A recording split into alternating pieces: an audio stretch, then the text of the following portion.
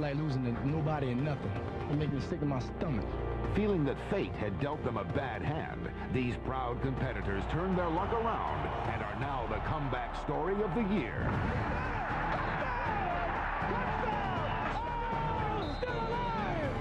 Having won 4 of their last 5 games, this determined group of warriors shows no sign of slowing down, thanks in part to rushing leader John Avery. Don't talk to me, because I can back it up. From here on out, everybody in trouble. The enforcers now control their own destiny. A win tonight will guarantee a spot in the playoffs.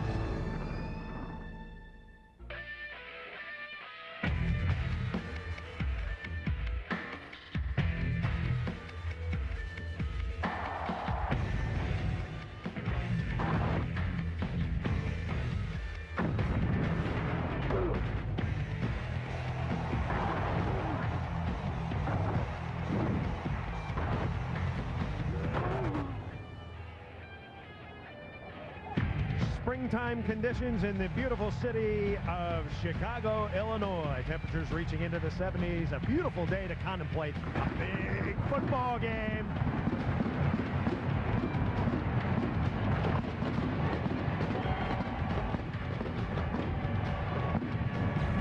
We welcome you to Soldier Field for the final game of the XFL's regular season. Tonight, the Chicago Enforcers try to nail down the final playoff spot against the league's best team, the Orlando Rage. New York has beaten Birmingham to put the pressure on Chicago. Here's the situation. If Chicago wins, the Enforcers are in. They'll play at Los Angeles in round 1 of the playoffs. If Chicago loses, New York goes to the playoffs. They'll travel to LA. In the other game, San Francisco travels to Orlando. Just moments ago in the Chicago locker room, Ron Meyer addressing his team. You're the best team in the XFL, guys. You know that. Hey, fellas, check this out. No doubt. Hey, whatever I do for y'all. You know what I'm saying? Hey, I was blessed enough to get that bread when I went first round, but guess what? This for y'all. You know what I'm saying? If I hurt myself, I hurt myself for y'all. You know what I mean? Because I know y'all do the same thing for me. So either we do it now or we don't do it at all. Right, touch somebody. Come on, right, touch somebody. Touch somebody now. Touch somebody. Come on. We're set for the scramble for the ball. Scott Kloman for Orlando, 5-3 against Chicago's Tony McCall, 1-2 for possession of the ball. All right, guys. All right, fellas. After I blow the whistle, no holding, no block and blow the waist. I'm going to tell you to take your marks. When you're set, I'll blow the whistle. All right? Take your mark. There they go. Tony McCall. He has it for the Enforcers. A vote of confidence for the Chicago Enforcers. Hi, everybody, along with Brian Bosworth, I'm Chris Marlowe. Well, if you're a Chicago Enforcer, it's just the way you want it. You control your own destiny. Chicago wins, they're in. If Chicago loses, however, because of tie-breaking procedures, the New Jersey Hitmen are in. Okay, Boz, the big story in Chicago this week, the health of John Avery 2 weeks ago, injured his hamstring. How is he? Can he play? Well, Chris, John didn't practice at all this week. He's gotten a lot of treatment. He's been stretched. He's been rubbed. I spoke with him about 20 minutes ago in the locker room. He doesn't know how effective he'll be. He says he's going to go. He's going to try to do as much as he can. But you know what? If he goes, or he doesn't go, it's not the John Avery show here in Chicago. It takes more than just one player. It's going to take all 38 players to play flawless football to beat the best team in the XFL and lock down that last playoff spot. The Orlando Rage heading towards an undefeated season before their star quarterback, Jeff Brom, got hurt. The last 3 weeks, they've been adjusting to the new quarterback, Brian Kuklik. This is a guy who's very talented, but sometimes erratic. Actually, some say more talented than Jeff Brom. He's bigger, he's stronger, he sees the field better, he can throw the ball deeper. His only problem has been his decision-making. He's had 9 interceptions over the last 3 games. So the big question today is, can he make the big plays without the big mistakes? John Avery, there was talk that if New York had lost today that you would get some rest, but the table is now set. The Hitmen are now in. Your team needs you big today. How effective can you be? I don't know. I mean, God willing, I'll be able to do what I've been doing all season long. If not, you know, we got LaShawn Johnson. He can step up and make plays. But I'm going to give it all I got. This is it. Brian Kuklik, you've clinched home field throughout the playoffs. How are you going to play with abandon today against a team that has everything to play for? We need some positive momentum going into the playoffs, and we came out here to win. That's why we came to Chicago.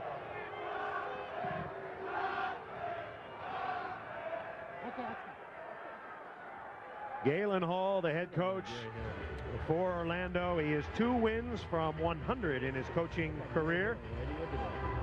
Last 6 years coaching in NFL Europe. And Ron Meyer in the NFL. He was the 2-time AFC Coach of the Year. 1 year as an agent. He tried to recruit the Boz, but he said the Boz was too expensive. He couldn't afford him. Weather is gorgeous. The best Chicago weather we've had since we've been here. Temperature dipping into the 50s. Humidity not a factor, and the forecast is clear. So set, ready to go. Andy Crossland will kick off for Chicago, and Brian Shea is deep to return. Shea sat out last week with a knee injury. Very explosive, averaging over 25 yards per return. We'll see if his knee can hold up. We're underway.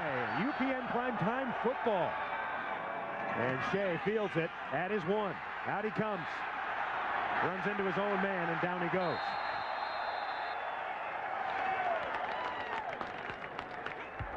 So Brian Kuklik, 6'3", 29 years old, out of Wake Forest. As Brian Bosworth detailed, he's thrown 9 interceptions, 3 in the last 3 games. But at Wake Forest, he put up big numbers, over 8,000 yards, 40 touchdowns, got a big arm. Once again, as Boz told you, sometimes he makes some questionable decisions. So that's the big story for Kuklik tonight. Can the Orlando Rage play error-free football? Derek Clark opens as the running back. 1st and 10. Hand the ball to Derek Clark, swinging to the outside. And Clark powers his way near the 1st down line. Kerry Cooks making the tackle.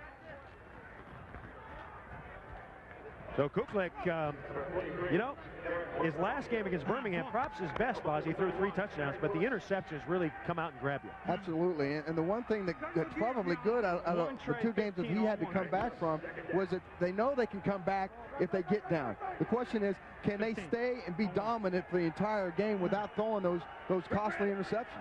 8 yards on the play for Orlando. 2nd and short. Give to Derek Clark. Orlando's going to be very close to the 1st down. They should have it with that run. Derek Clark, 29 years old. He started his collegiate career at Florida State. And it is a 1st down. So Derek Clark is the featured back, number 43. We're going to also see a lot of Mike Black, number 21. Yeah, you're probably not going to see a whole lot of Brian Shea. They may try to hold him for the playoffs. He's an explosive part of that 3 tandem in the backfield, but I tell you, Derek Clark is one explosive runner himself.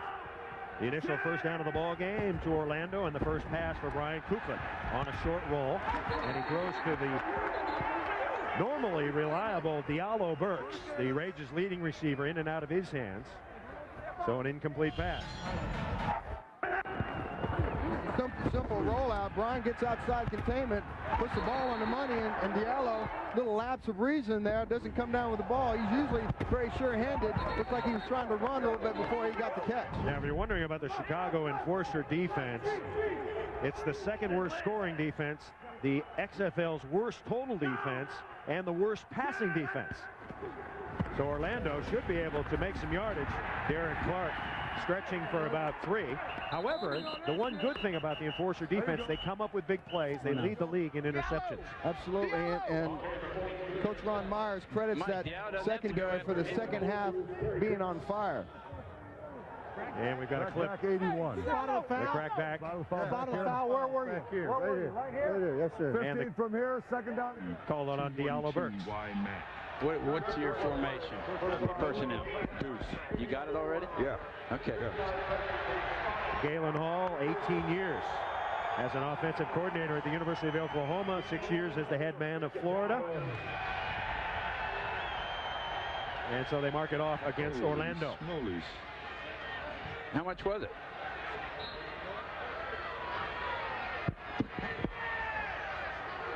How much in penalty? Wymack on 1. That's a big penalty. It's going to be. That's something that doesn't get called a lot. Blocking below the knees. No. Wymack. Almost a crackback block there by the wide receiver.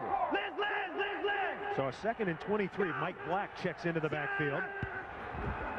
Kuklik, short drop. He's got some time, and now he runs out of time as the enforcers are in very quickly. Aaron Humphrey made the early hit, a 23-year-old out of Texas. A loss of 7. And you're going to see Aaron Humphrey play all over the place on that Chicago Enforcer defense. He'll line up at linebacker. He'll line up at defensive end. He's played big all year long. Hubert Thompson in there as well, and that's one of the things that they're really going to have to be cognizant of, is trying to get pressure on Brian Kuklik and force him to make some bad throws. Aaron Humphrey having a great year, and now the crowd comes alive. Opening series, it's a 3rd and 28 for Orlando. 3 wide receivers for the Rage. And we got a marker down.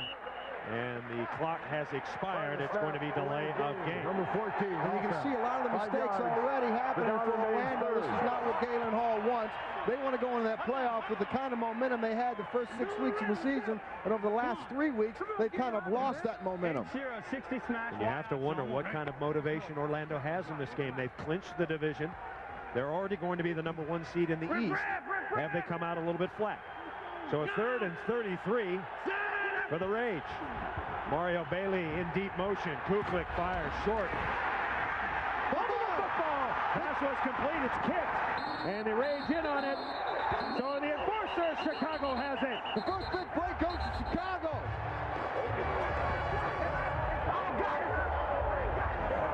And Coach Ron Meyer told us this week that they've got to focus on trying to get turnovers early on in the game. Pass was complete to Skinny Culver. And Ray Austin knocked it loose.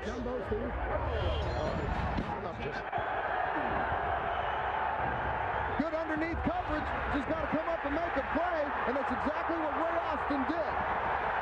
Ray Austin gets it. Quincy Coleman with a big hit. The righteous take the kingdom by force, baby. So Chicago starts with LaShawn Johnson. So LaShawn Johnson starts as the running back. John Avery on the bench. Ray, how huge a play. You guys need to score early. You need to get some turnovers. That was gigantic. That ain't nothing but defense. The righteous take the kingdom by force. The righteous take the kingdom by force. The Sons of Thunder. Paz, what does that mean, the righteous takes the kingdom by force? That's biblical, Bubba. Okay, what does it mean? I'm going to kick some booty tonight? That means if you're righteous, you deserve the kingdom, and you take it by force. Kevin McDougal out of Notre Dame. Go! He's 4-1 as a starting quarterback, over 59%. Last week he threw 3 touchdown passes. It's 2nd and goal. LaShawn Johnson hits the hole, driving inside the 5, maybe to the 3. Tackled by Bill Duff. And I think this is smart by Coach Ron Meyer by starting LaShawn Johnson this first series. Don't put John Avery in a position where he can get hurt early. They got the ball down deep in Orlando's territory. Go ahead and put LaShawn Johnson in there and let him bang it in there. Johnson over 100 yards last week. And there is number 20, John Avery, the XFL's leading rusher. Nearly 800 yards. So they're going to hold Avery out at the moment. You can see he's dying to get in there, but his man, LaShawn Johnson, doing okay. It's 3rd and goal from the 2. McDougal on the roll, throws, and it's incomplete. Boy, they came in awfully early on that one. It should have been a defensive pass interference. Looking for his tight end, Ty J. Armstrong out of Mississippi. And a 4th down coming up. So bring on the kicking unit. What did he say about was 6 nights in install? I don't know. Ask him. Get on the phone right there and ask him. Andy Crossland, who's had 2 of his last 4 blocked. 2 out of his last 4 blocked. Not all his fault. Breakdown in pass protection. This is a shorty, a 19-yard attempt. That was a bit high, and Crossland boots it through. So kind of a completely different cast. Jeff Brom had a big game. So did Diallo Burks. John Avery running wild, but now it's up to Brian Kuklik. So 3-0. Chicago leads, although Chicago has to be a little bit disappointed. They could not punch it in with a 1st and goal. Chicago to kick off deep is Brian Shea. High and short. Shea at the 8. Oh, is he drilled at about the 23. That will be a candidate for the Lugs hit of the week. Big time. Heel straight up in the air. Carlos Timmons. Sir, yes, sir. Coming right at you, Brian Shea. Ouch. Timmons out of Eastern Kentucky. He must have thought Shea was from Western Kentucky. That's why they call them special teams. The special players only want to play special teams, and kickoff coverage happens to be the biggest collision-like special teams on the field. Opening drive for Orlando was complete disaster. Drop passes, penalties, and a turnover. So Orlando's second possession at their 29. Derek Clark looking for room, cuts it back. Clark, a very effective runner. You don't consider him a breakaway specialist, but if you need 4, 5, 6 yards, he's a good bet. Absolutely. He's a big pounder inside. You know, ironically, they've had so much success in their running game, but not one of their 3 backs, Derek Clark, Michael Black, or Brian Shea, has broken the 100-yard mark barrier. As a matter of fact, I think the longest run has been by a quarterback, and that was Jeff Brawl. New York has already won. The Hitmen putting a beating on the Birmingham Bolts earlier today on TNN. We'll show you highlights of that at halftime. Chicago in a must-win situation. Kuklik rushed, and he loses the football. And Chicago may be on it again. Let's see. Was Kuklik down? It didn't look like he was down. They might call him down. Don Sasa involved in the play. The big fella out of Washington State. Brian Kuklik hangs on to the ball a little bit too long. He's got to get rid of the ball. He has to be able to feel that pressure. That's a scramble for the ball. I tell you what, I think that ball comes out before Brian Kuklik's knee hits the ground. Orlando gets away with another one. Number 94, Don Sasa, making the play. And it's a 3rd and 10. Kuklik throws high to Bailey. He's upended. Coming up quickly was Jason Bray. And the Chicago team, there's a complete difference in the emotionalism of Chicago. Orlando looks dead right now. No question about it. The team that wants it the most is going to win this football game. And right now, Chicago wants it bad.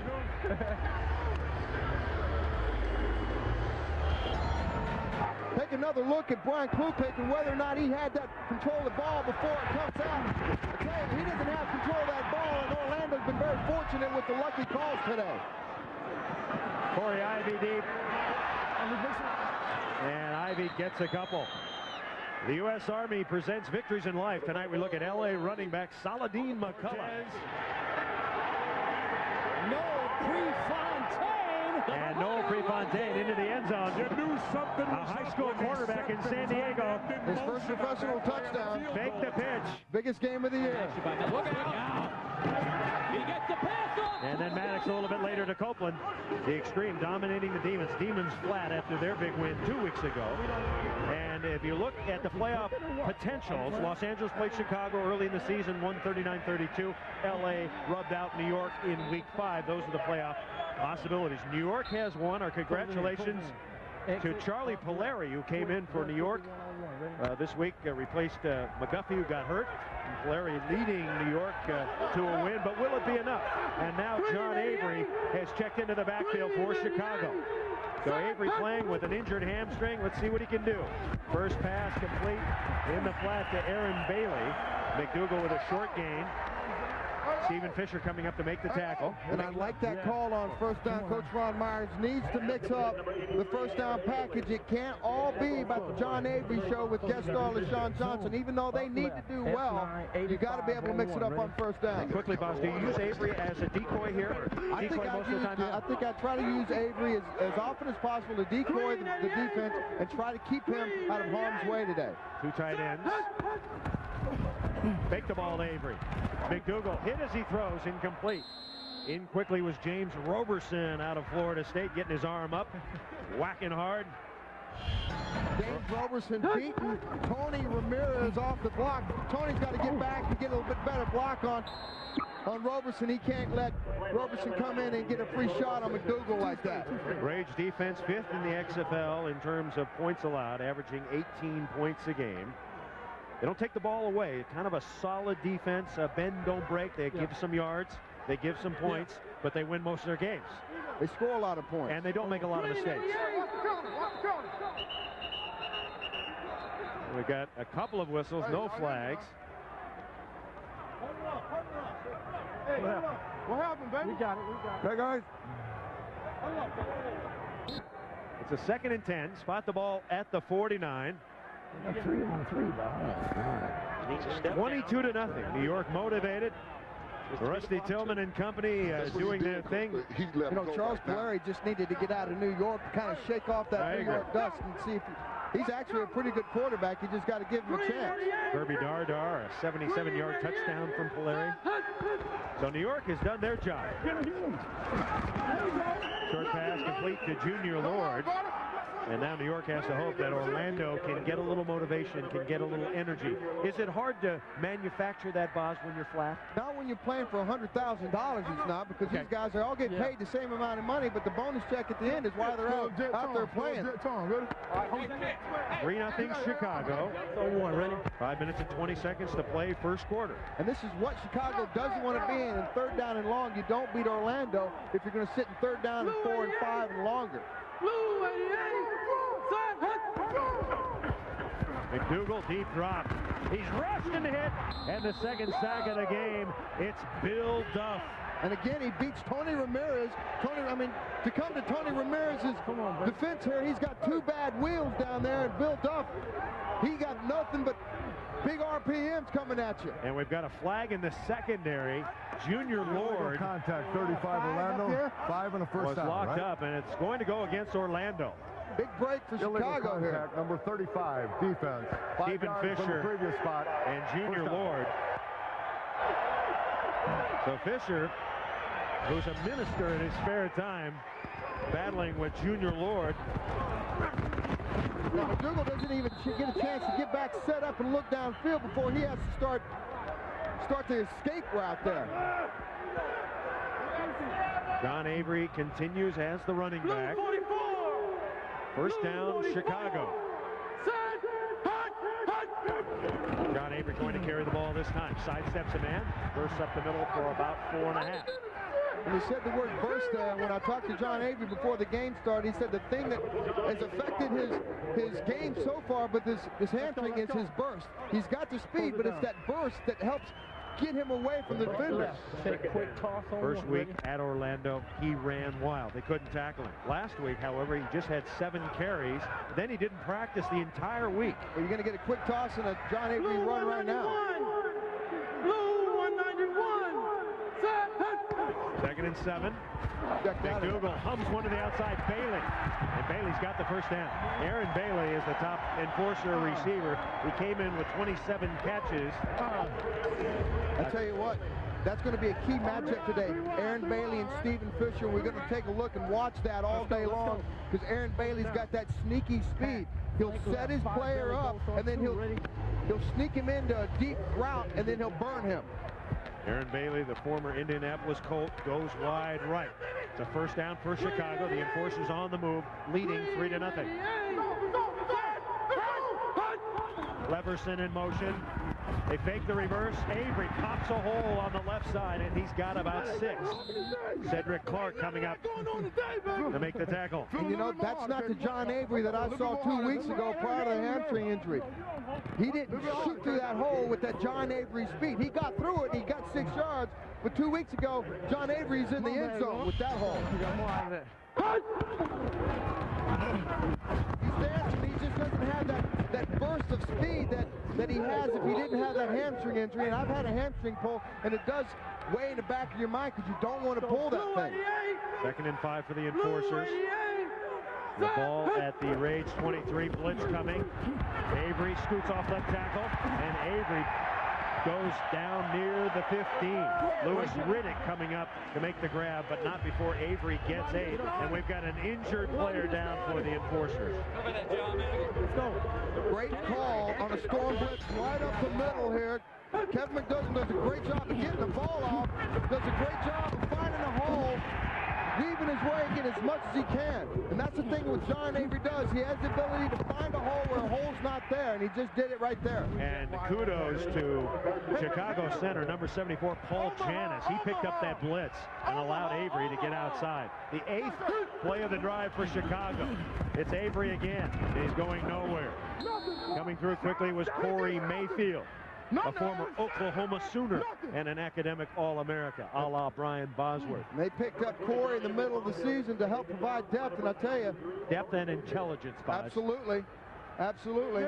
I don't know many Oklahoma football players that aren't smart too. Nope, they're all academic All-Americans like you, Boz. Match up, match up. 3-0 Chicago. Brian Bosworth along with Chris Reggie, Michael Barkan, I'm Chris Marlowe. A big game that will determine the final playoff team. And McDougal is going down for the third time. Omar Brown coming in from the left corner position. McDougal, before this game, Boz, sacked just 7 times. He's gone down 3 times already today. Absolutely, and you know what? The offensive line has done a great job, but here the offensive line can't do anything because of bringing a safety on that. McDougal hasn't had a chance to get back set up and look downfield yet on any pass play yet today. That's a good blitz. Avery taking the man in the middle. You're trained to take the inside guy, and the outside guy coming up very quickly. They come in unchecked sometimes. So 3rd and 20 now.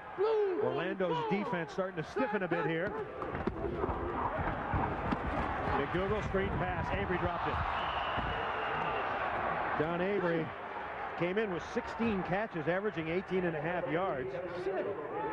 John did the cardinal sin there, trying to catch the ball with his hands. You need to cradle that ball as it's coming into you right there. And once again, good pressure. Well, I don't think let him alone, you know what I'm saying? See the average, 18.5 yards leads the XFL for Avery. He's dangerous when he gets the ball out there, especially when he gets it in space. So a 42-yard field goal attempt coming up for Andy Crossland. On the way. He got it. 2 for 2 today for Andy. He was 5 of 10 prior to those last 2, so he's done a great job. He's been all the points on the board for Chicago today. 6-0.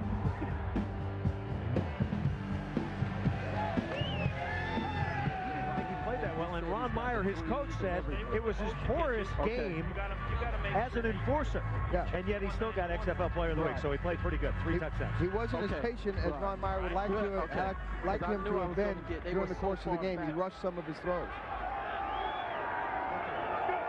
6-0 Chicago. 19 seconds remaining first quarter. Brian Shea is deep. And Crossland to kick. High and very, very short this time. Returnable. At the 15. And a good run back by Reggie Doster. Doster bringing it out near the 28. There's a new show that UPN has. It's called Chains of Love. This is a show where you're chained to 4 members of the opposite sex 24 hours a day for 4 days.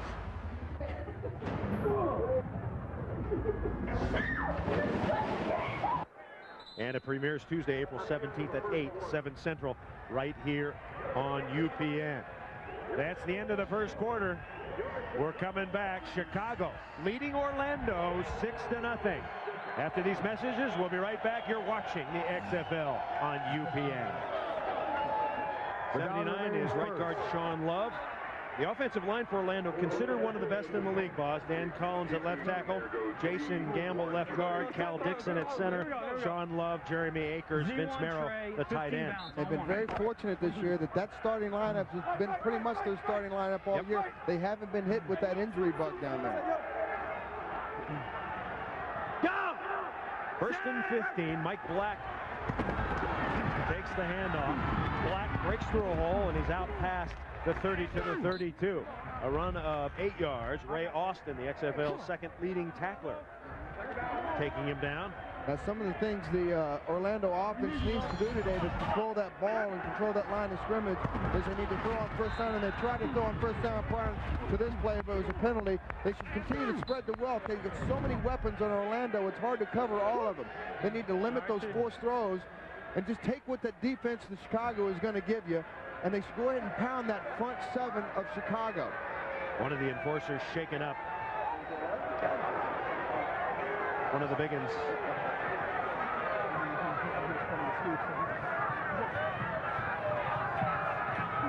That's number 86. That's Terrence Houston. And so they'll take him out. We should tell you that Dan Goodspeed is wearing number 83. He's an offensive lineman, but he will play a little bit of tight end. That's the one position that they've gotten hit with the injury is their tight end. They're down to the 3rd tight end this year. 2nd and 7 for Orlando. Mike Black. Oh, gets 3. Let's roll. All day. A little kicking and shoving there. Let's roll. That could have been a penalty. There's so much on the line right here for Chicago. They're going to play with as much emotion as they can muster up, as long as they can keep it up. And that's the only way they're going to beat the best team in the XFL. Mike Black told us this week he'd like to carry the ball more. And it's really 3 running backs. It's 3 running backs by committee for Orlando. 3rd and 4. Kuklik looks off a receiver, completes it to the short side, but he's going to be short of the 1st down. He needed 4, he got 3. That's a good spot.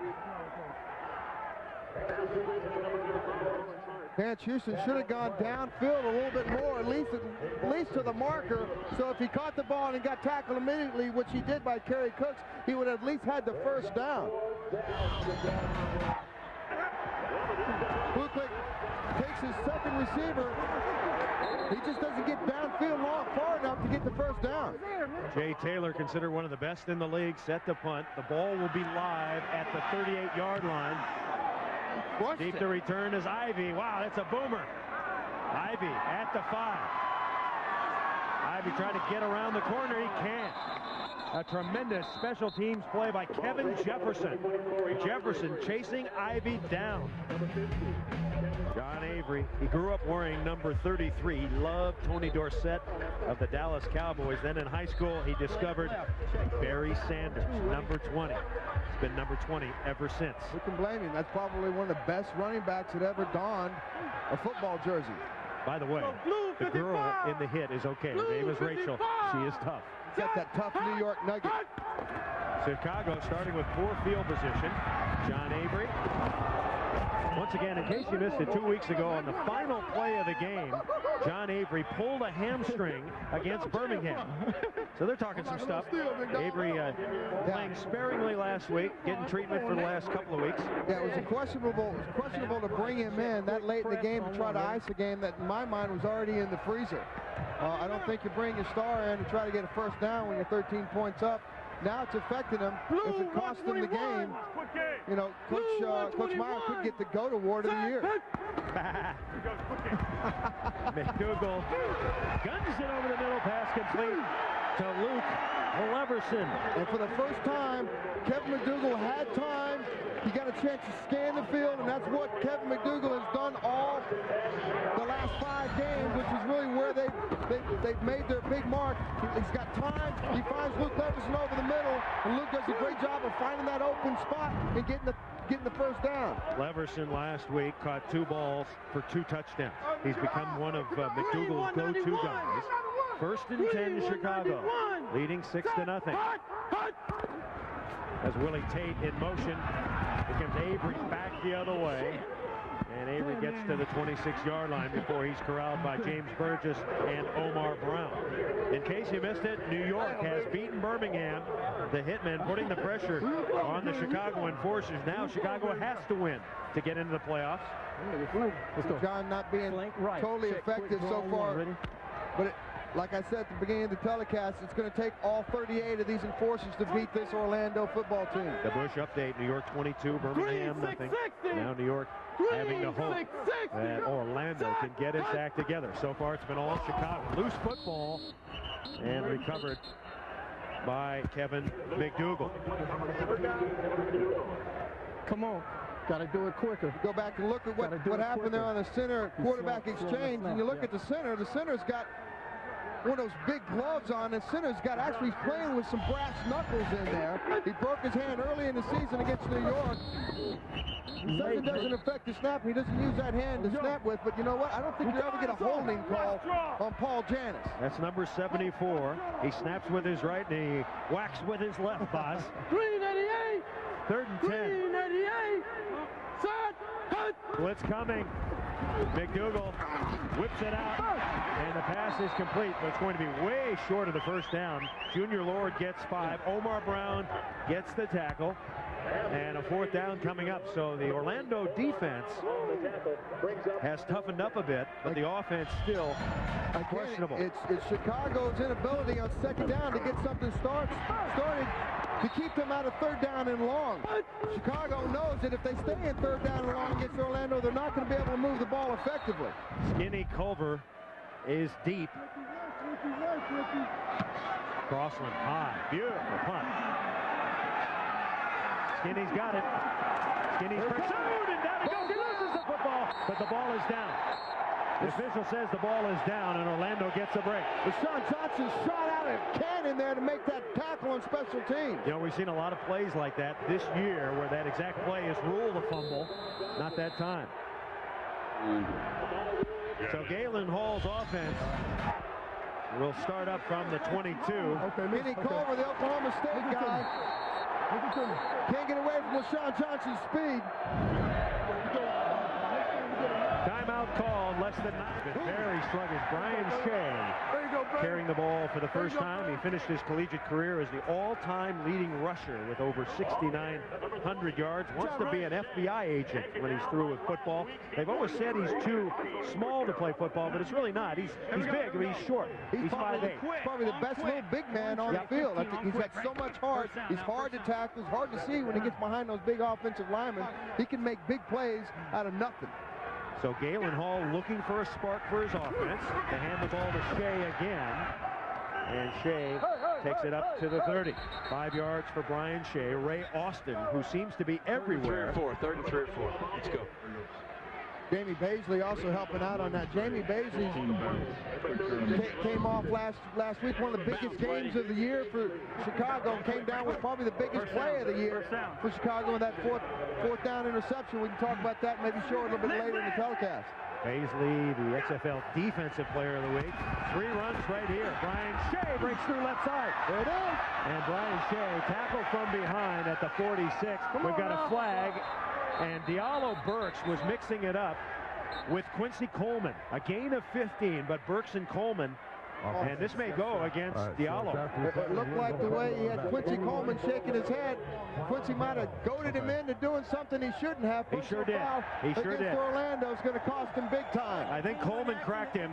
Burks retaliated, and the official saw it. You always catch the second guy. 15 back, personal foul, 81 offense. From here, 15 back. Look at him thinking he's all innocent. You know, he's sticky with something in there. Personal foul, 81. Offense, 15 yards from the end of the run. Repeat, 2nd down. So Diallo Burks utilizing a maneuver that Brian Bosworth made famous, the shiv to the nose. You ain't doing that. Now, Diallo just comes up. There's no reason for that, Diallo. You're not even in part of the play, and you just take away a big first down for your team. So Burks is out, and Orlando, instead of a first down, it's going to be 3rd and 3. So Quincy Coleman, Corey Ivy, the defensive secondary, playing well so far. Brian Kuklik, the former Wake Forest star, hands the ball Brian Shea. And Shea has the first down. Way to go, break. Good blocking on the right side. Sean Love, Jeremy Akers, center Cal Dixon. I tell you what, if Galen Hall had his way, he'd like to run virtually on every play, grind it out, get a little bit of a lead. Absolutely, and I think that's what Ron Myers was worried about today, was that they get so successful in that running game. If it gets going early, it's hard to stop it, so they may have to go to an 8-man front to slow that down, which is going to then give Brian Kuklik those open spots downfield. Shea stays in. They reward him with another carry. So Shea gets 4. Brian Shea doing some work. He's 23 years old. He went to Emporia State. Interestingly, he was a wrestler in high school.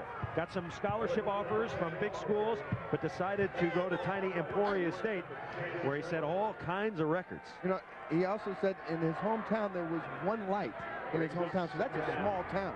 I grew up in a small town. When I went to visit my grandfather, we had 2 lights. So it was a small town. One light town's got to be almost tiny. Grandpa Bosworth making it into the show. Okay. Kuklik on the money. Pass caught by Lawrence Hart. Hart going to be short of the first down.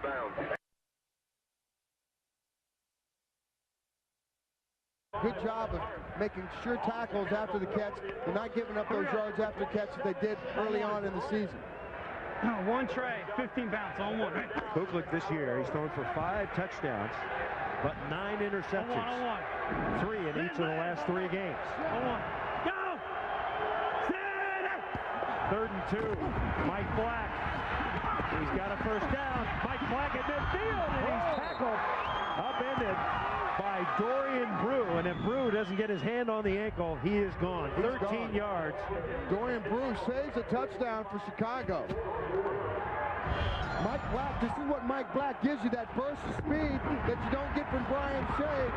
He's very patient with the way he runs, and he also finds that hole. Tell you, if Dorian Brew doesn't make that play, this is a different ball game. Dan Collins had a terrific block, sealing it off for Black.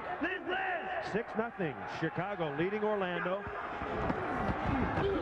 Mike Black right up the middle, and the offensive line of Orlando is getting a big push now. And you know, Danny Baisley making the tackle. And Chicago's defensive line might have the toughest job of the year for them. They've got to create pressure on Kuklik while not allowing that running game to get going. And right now, they're not getting that push on that offensive line to keep the running game from keeping to go. Fitzpatrick, Sasa, Hubert Thompson, and Matt Finkus, the front 4. There's Big Don Sasa. Quit the team early in the season, now has come back to add some beef to that offensive line. Brian Shea back in. Orlando on the move, 2nd and 4. A fake to Shea. Kuklik with running room, and he's tackled from behind. Aaron Humphrey. And again, Aaron Humphrey lines up in that defensive end position. Because of his speed, his athleticism, he can get off the block. He doesn't lose contain, and Brian Kuklik's got nowhere to go. Does a great job of pushing upfield and comes back, fall back inside and make the play. Nice job by Aaron Humphrey. Chicago defense has really improved this year, Bob. They started out a little bit disorganized. They started out in a 3-4, went to a 4-4, but now they've got their act together. 10th play of the drive for Orlando. It's a 3rd and 4. Shea tackle for a loss. And that's what Chicago needs to do on the big 3rd downs. Come up with the plays that turn the momentum of Orlando's offense. Larry Fitzpatrick knifing in from his defensive tackle position, and Orlando forced to kick. Fitzpatrick gets off the block, comes up underneath, and makes a big play in the backfield against Brian Shea. Taylor to kick. It will be a live ball at the 16. Corey Ivy is deep along with Leverson. High spiral, it's a beauty. Gonna have to field that. Wow. And they're going to get number 26 for a danger zone infraction. It looks like he stopped 5 yards away. Reggie Doster down early, stopped, backpedaled, but still got called for the flag. It's hard to judge that because you got the ball. You can't see the ball as a defensive player. Yeah, 23. You got the ball high in the air, and the only guy that can see it is Corey Ivy. Doster has no way of knowing where that ball's coming down, so he's got to be able to give that 5 yards cushion, and it's hard to backpedal when you're going forward. You know, if I'm Doster, I just take him out. Just rip the guy. Well, then it's 15 yards. Well, that's okay. Hey, you make the highlight package. Well, you make the lugs hit of the week. You take him out. You don't get the penalty for nothing. Coming back, 6-0, Chicago. Orlando winning that battle in Orlando, 26-14, but it was a pretty good game. So look for that to be an explosive game itself. Speaking of explosive, the Chicago cheerleaders. Pretty explosive, is that what you're saying? I would say amongst the best in the league. Amongst the best in the league. They're all pretty good. Chicago leading 6-0, 2:43 remaining in the first half. Low scoring, the Orlando defense getting its act together. The Orlando offense has been flat. Cedric Clark making the tackle.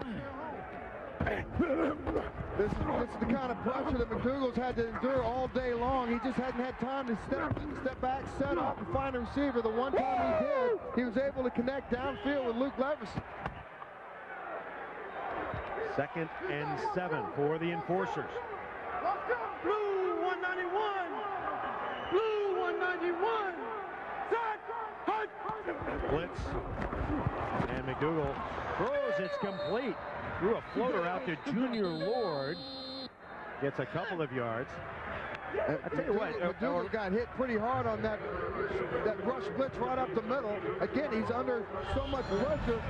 He's lucky to get rid of this ball. John Avery's not able to get inside. Berger's coming inside, making a pretty good hit on Kevin McDougal. Looks like Kevin's going to have to take a moment here.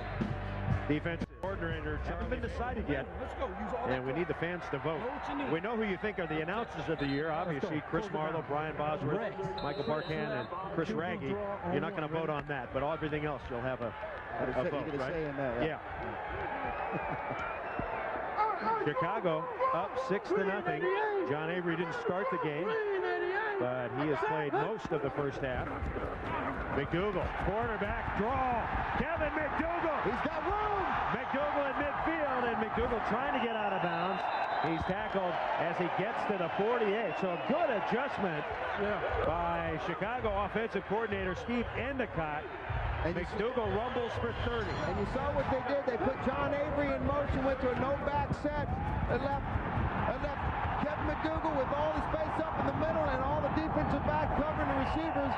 Took him about 25 yards to figure out what was going on. Number 67, the right guard, Benny Anderson, got a great block to spring McDougal.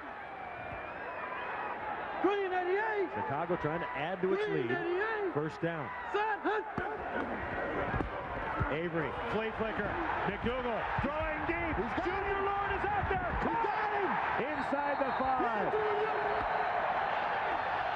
I was wondering when Chicago was going to stop being conservative and be a little creative. 42 yards on the pass play. McDougal to Junior Lord. Well, you certainly didn't want to see Chicago wait for the second half to dip into that bag of tricks. They picked the right time to do it, and they got Orlando in the right coverages. Just a little flea flicker. It shows you the strength of McDougal's arm. Junior Lord got him behind coverage. Did a great job of catching that ball. LaShawn Johnson replaces Avery. Johnson drives inside the 5. Tackled by Jimmy Clements. Ooh. Well, that ball almost slipped through. You know, it almost doesn't count. Now he's got it, Bosworth. You used to tuck your balls. Your ball, I mean. He had it right there. That's right. Junior Lloyd with a big play. 2nd and goal. Thanks, Junior. Green 88. LaShawn Johnson gets the toss. Johnson hit, breaks the tackle. Johnson hit, and he squirms to the 2. Boy, I tell LaShawn Johnson, he dishes it out, and he takes it. He certainly can, and he got around the corner because Willy Tate did a great job of still blocking. And he just unfortunately ran into too many Orlando great players. We got 16 seconds. All right, you got 16 seconds. If it's a play on the field, you got to run right to the referee and call time. Don just trying to find a seam to go to. If it isn't there, he's going to make it. He didn't go down the first time. Too many big plays the second time. Timeout's been called. A field goal puts us 2 scores up now. Yeah, it's a hell of a deal on the flea flicker. Yeah. All right. They're matching up. I know, good. All right, Kevin, let's get it yourself now. Is he there with you? Yeah, I'm right here. Yeah, we're going to go this time. Roy, tell him to oversplit, Kevin.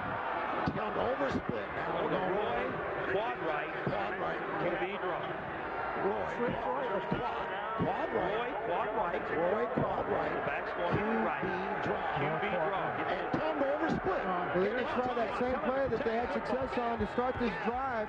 Kevin McDougal, they're going to try to split everybody out. Quad right means receivers 2 to the right, 2 to the left, and they're going to get the linemen to get a little bit bigger split as well. See if they can't get a rush upfield by the defensive lineman of Orlando. All right, look for the quarterback draw. 16 seconds to play.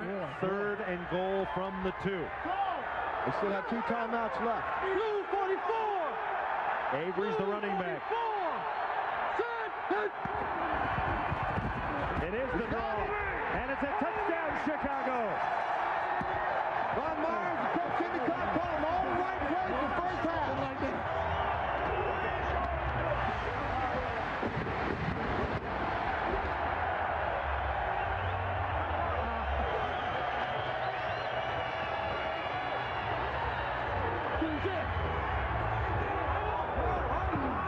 Chicago Enforcers get their first touchdown, and now they'll try for an extra point. Jump on left, 17 on 1. Ready? Oh, yeah. They'll try from the 2. Green 88. Green 88. LaShawn Johnson. He's in there. Yes, sir. North and South, LaShawn Johnson. You know, LaShawn Johnson diagnosed with cancer, lymphoma, back in 1998. Last week, he went for another checkup in New York. He had the blood work and the CAT scan, etc. And what a comeback he has made, Brian Bosworth. Over 100 yards last week. Against the XFL's number 2 rated defense in the league. They don't drop off that much when LaShawn Johnson comes in the game. LaShawn Johnson runs north and south, and so does Kevin McDougal for the 6. Great call at the right time. A great job of blocking up front for Chicago's offensive line. Christopher Perez, Rob Murphy, Paul Janis, Benny Anderson, and Tony Ramirez, the offensive line. LaShawn Johnson coming up, finding a little crease. Getting that all-important point after. So 13 seconds remain first half. Kevin McDougal, 4-1 as a starter, and what a godsend he has been for the Chicago Enforcers. The Enforcers starting the year 0-4, and now they're in command. Keep it going, baby. We got to keep it going. If they win tonight, they are headed to the playoffs. 13-0 Chicago. Set to kick off is Crossland. And he hops a bouncer. Reginald Doster to the outside, and Doster takes it up near the 33. Orlando has come from behind this year 4 times in the fourth quarter to win games. And they're going to have to put on quite a show in the second half, apparently, Brian Bosworth, to get back into this one. But they have not been shut out that I know of the entire year in the first half, and that's what they're staring right in the face right now, 13-0 in Chicago against this Chicago team and these Chicago fans, because they want to go to the playoffs. Chicago in a deep prevent defense, and Orlando takes it in. We're good. Yeah, we're good. John, give me an injury report right now. How you feeling? I feel good. The guys are stepping up for me, pick up the slack. Kevin got more rushing yards than me right now, but I ain't mad. Happy birthday to you. Love you, girl. You're playing the ultimate decoy out here today, though, aren't you? Yeah, I don't mind. As long as we get it done. Derek Clark, you've got a prolific scoring offense, yet you haven't been able to move the ball on this team, a statistically weak. Now we got to go ahead and talk about it at halftime and turn this thing around. So the Chicago Enforcers are 1/2 away from making it to the playoffs. They lead it 13-0. Glad you're with us on UPN for primetime football. The Orlando Rage, the #1 team in football, and the Chicago Enforcers. And so far, it's been all Chicago as Ivy spreads his way up to the 27-yard line. The Miller halftime stats, brought to you, of course, by Miller Genuine Draft. Hey, look at that, passing yards, 2 from Orlando, that's not good. That's not vintage Orlando football. The turnover is a big factor. That gave him 3 points, but the emotion is what you don't see as a graphic on there, and Chicago's had all the emotion so far today. New York won earlier, 22-0 over Birmingham. They sit, they watch their TVs. They're watching right now and hoping that Orlando can turn it on and come back and overtake Chicago. McDougal, 7 of 10 for 83 yards. John Avery bounces it to the outside. He's getting a block from Bailey out there, and he runs for about 7. Cedric Clark running him down. And John did a great job of baiting the defensive players for Orlando up inside, and then he found a little burst of speed there to bounce it outside and get a quick 8-1. First down. Let's go. Up left, 5 belly, first down. Ready? John Avery, 5'9", 180 pounds, 25 years old, out of Mississippi. Not big, but very, very elusive. skips his way for about 3. He's got a first down. So the Chicago offensive line blocking well, and Avery running from behind. You know, it's ironic because that offensive line for Chicago has been banged up all year long. They've had to move tackles to guards, guards to centers, and they've done a great job going down the stretch to put 3 wins back to back together to put themselves in a position to make the playoffs. Yeah. Ron Meyer says the offensive line is as good as it's been for us all season. Green 88. Set.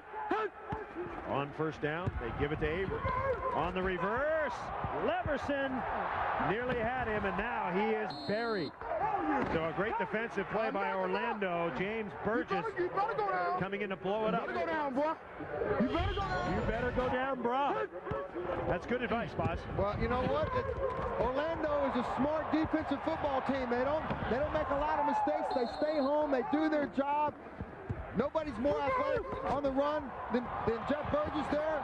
He makes the big plays. He stays at home. He does exactly what he has to do. What we got here? Take it. Burgess, one of the best in the league. One of the talkies, too. It's on. Green 88. A loss of 14, so it's 2nd and 25. McDougal trying to set up the screen. He's got Avery. And the Orlando defense closing very quickly. The pace of Orlando, just like Coach Galen Hall had mentioned there at halftime, has been picked up here a little bit, and they're flying around a little bit more. Pay attention. Burgess not really known for his pass coverage skills. He's a little thick in the hips, but he's able to get out, break down, and make a tackle. Nothing, boy. And he'll let you know. Stop jet 2. Left. You talk that much, Bob, when you were playing linebacker? You know, when you're playing, you don't realize how much you talk. And then, you know, here you listen to it. But yeah, you do talk. You do chat. Chatty Cathy's. McDougal. He's got him. Pass complete. Fred Coleman. Coleman's 4th catch of the year, and it's a big one. 32 yards. And he beat Stephen Fisher. And how Fred Coleman got behind Stephen Fisher on a 3rd down like that is beyond me. Kevin McDougal has some time to throw the ball. Finds Fred Coleman downfield. Did a great job. The offensive lineman had given the kind of time he needed to find Fred Coleman downfield. Exactly right. You give McDougal time. He's a very accurate quarterback. He was the most accurate quarterback in Notre Dame history and one of the top throwers in the XFL in terms of percentage. Just got the play off. Short pass, complete. A gain of 5. Aaron Bailey with a catch. Reggie Doster playing off of him a little bit, and you got to respect Aaron Bailey, the old veteran. Again, he's got that sneaky, speedy, deep speed that you got to respect, because he will do a good job of setting up the defensive back. Before you know it, he's behind you. Blue 191. LaShawn Johnson is in at the running back position. Junior Lord in deep motion. 2nd and 4. Johnson. There's nobody that hits the hole faster than LaShawn Johnson. He says, if I have a weakness, it's patience. Yeah. He feels that, and one of the things that he has learned from, ironically, Coach Skipper from San Francisco, who coached him in New York, is how to be patient. Let the hole open up a little bit. Be patient. Watch your blockers. Give them a chance to give you a little alley, and then you can make the big play. Shake it off now. You all right, buddy? Ron Meyer trying to guide his enforcers into the playoffs after an 0-4 start. Green 88.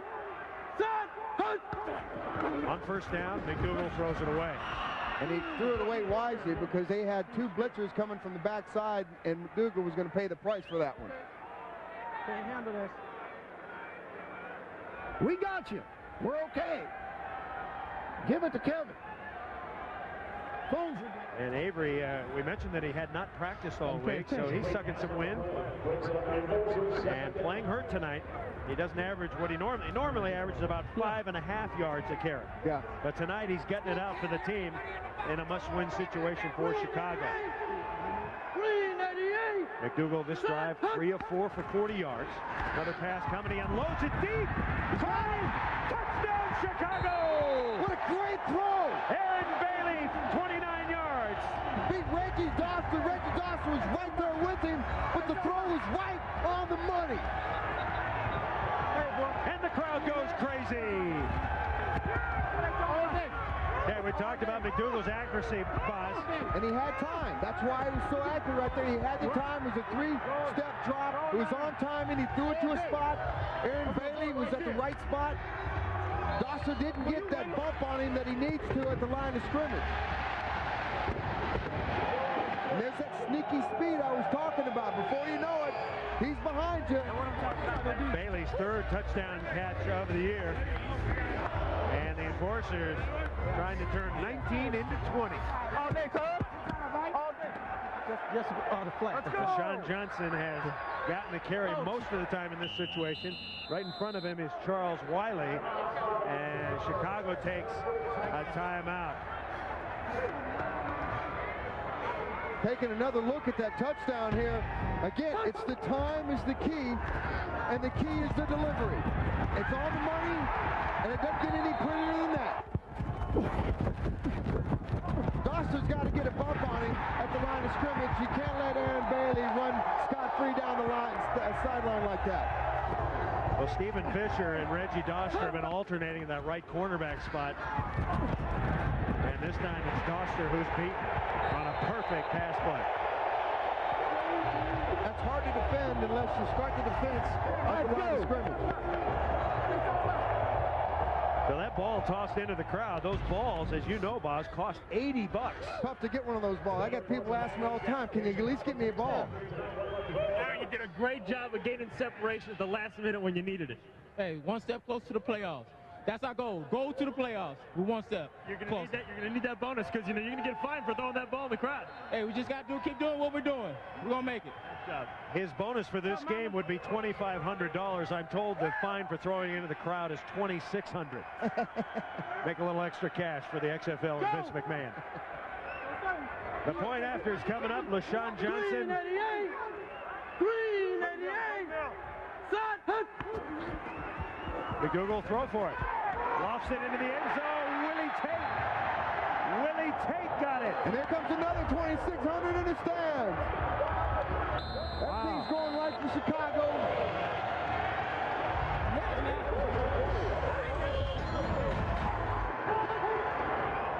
They got a blitz coming right up. Kevin just unloads it. Willy Tate, ironically, never wears gloves, and that's why he can fling it that far up into the stands. I tell you what, you got to put in some kind of a play for Willy Tate there. He's got a good arm. Free Willy! Free Willy!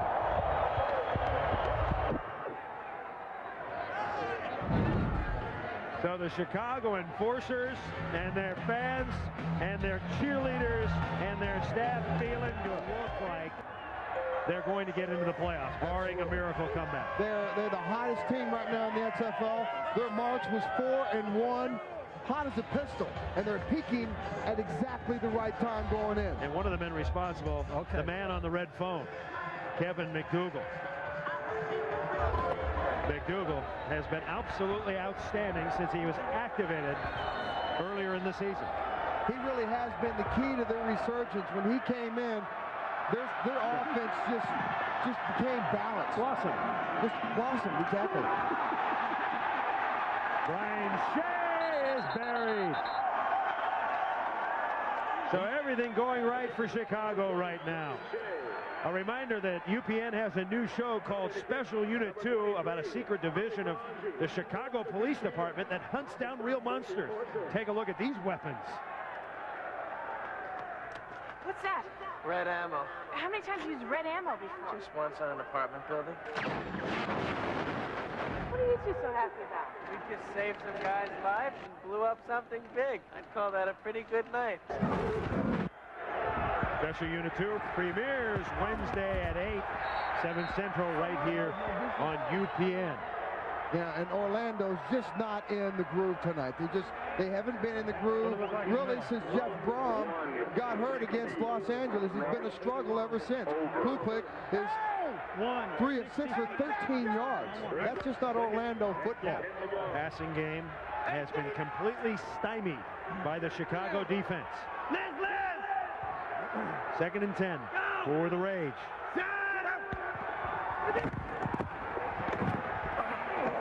Pass complete. Over on the far side, a 4-yard gain for Lawrence Hart. Lawrence Hart plays the piano in his spare time. He's not Liberace, but that's a good thing. It's a soothing thing for him. 160 hooks. 160 hooks on one. What do you now they're going to start going downfield a little bit and see if they can't pick up some bigger chunks of yards. Right now, Chicago's giving them all the little stuff underneath, but they need to start stretching this field. Critical drive for the Orlando Rage. Got to get something going. Kuklik fires one, and he's got a first down to Mario Bailey. So Mario Bailey gets 8 and a first down. Now the linebackers for Chicago, they have to start being careful. They can't start biting on the little stuff. Let them have that little stuff because they're baiting you. Before you know it, they'll come in on the 15 to 18 yards behind you, and they'll start getting the bigger stuff. Hug! Liz! Go!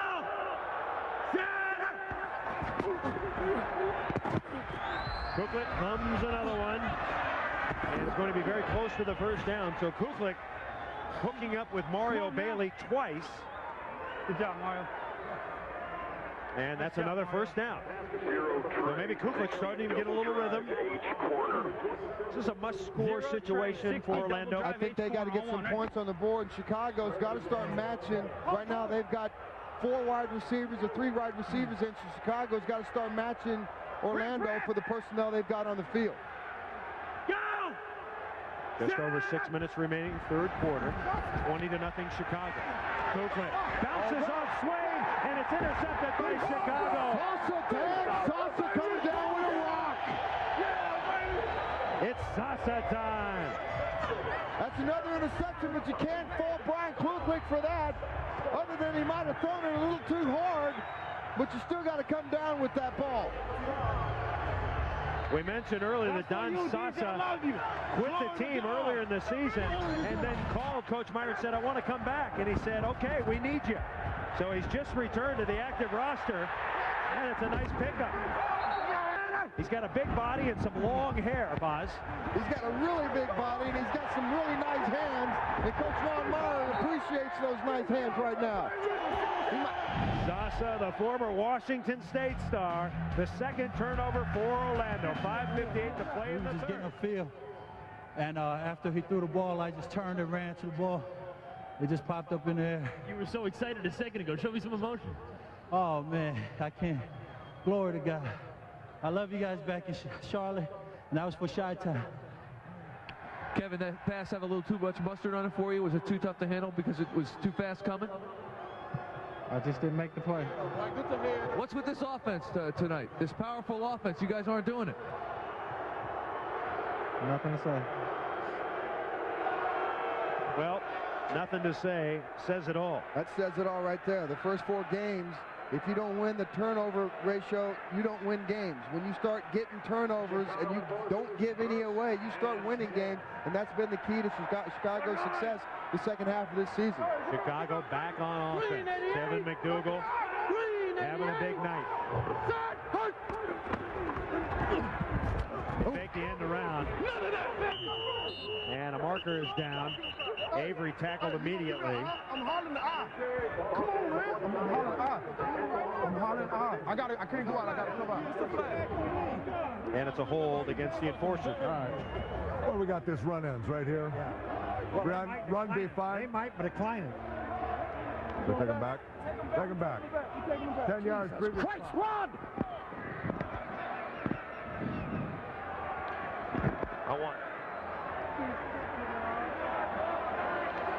It hasn't been a good night for that man. 66 offense. Ryan 10 yards Kuklik from the previous spot. Repeat first down. Rob Murphy with the infraction there. The only time we get on camera is when we get called for holding. Yeah, but it's better than nothing. It's better than nothing. Come on. At least he didn't get kicked off the island. Quick. 151. Pump X. Upright quick. 151 pump X on one. Ready? 20-0 Chicago. Orlando at 8-1, looking at its second loss of the year. His lead holds up. Pump fake. It's not there. McDougal. Just some quick feet. That pass is on a bounce. Incomplete. But did you see Kevin McDougal back there buying time? Looked like a basketball player with those quick feet just coming in and out and getting out of the space. This is what the athleticism of Kevin McDougal gives you back there. This is why the Chicago offense has a force that balances that force, and he's been able to do that the second half of the season. Charlie, 383. Let's go. McDougal played behind Rick Meyer for 33 years, thought he should be starting.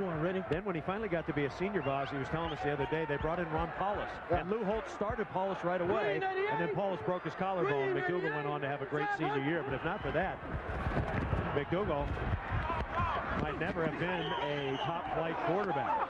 Okay, he's never out of bounds, incomplete. He's never felt that he's gotten the opportunity or the chance, and Coach Ron Meyer gave him the opportunity. As a matter of fact, at the beginning of the season, Coach Ron Meyer thought that Tim Lester had a better grasp of the offense, but Kevin McDougal was the better athlete. And in retrospect, Ron Meyer thought he should have gone to Kevin McDougal earlier, and they wouldn't have been in the situation where they are now. One draw. Let's go. First sound. Quad left, one draw, first sound. Ready? Go back to that quarterback draw. Put the ball back in the best athlete's hand on the field right now. At least the healthiest athlete on the field. McDougal likes this play. Got a touchdown and a 30-yard run on it. Draw play, Avery. Bounces to the outside. Jitterbugging. Avery to the 40 and all the way down to the 38. John Avery, the XFL's leading rusher, playing on a bad hamstring. And he's just 9 yards. He's just out there laughing, having a good time. Okay, I'm asking you early, Boz. You're an expert. If you're Ron Meyer right now, how much do you use Avery the rest of the game? It looks like you have it in control. Yeah, I don't think I would put him in there, especially in a situation here where he's having a jitterbug and try to tweak that hamstring. You got a 20-point lead.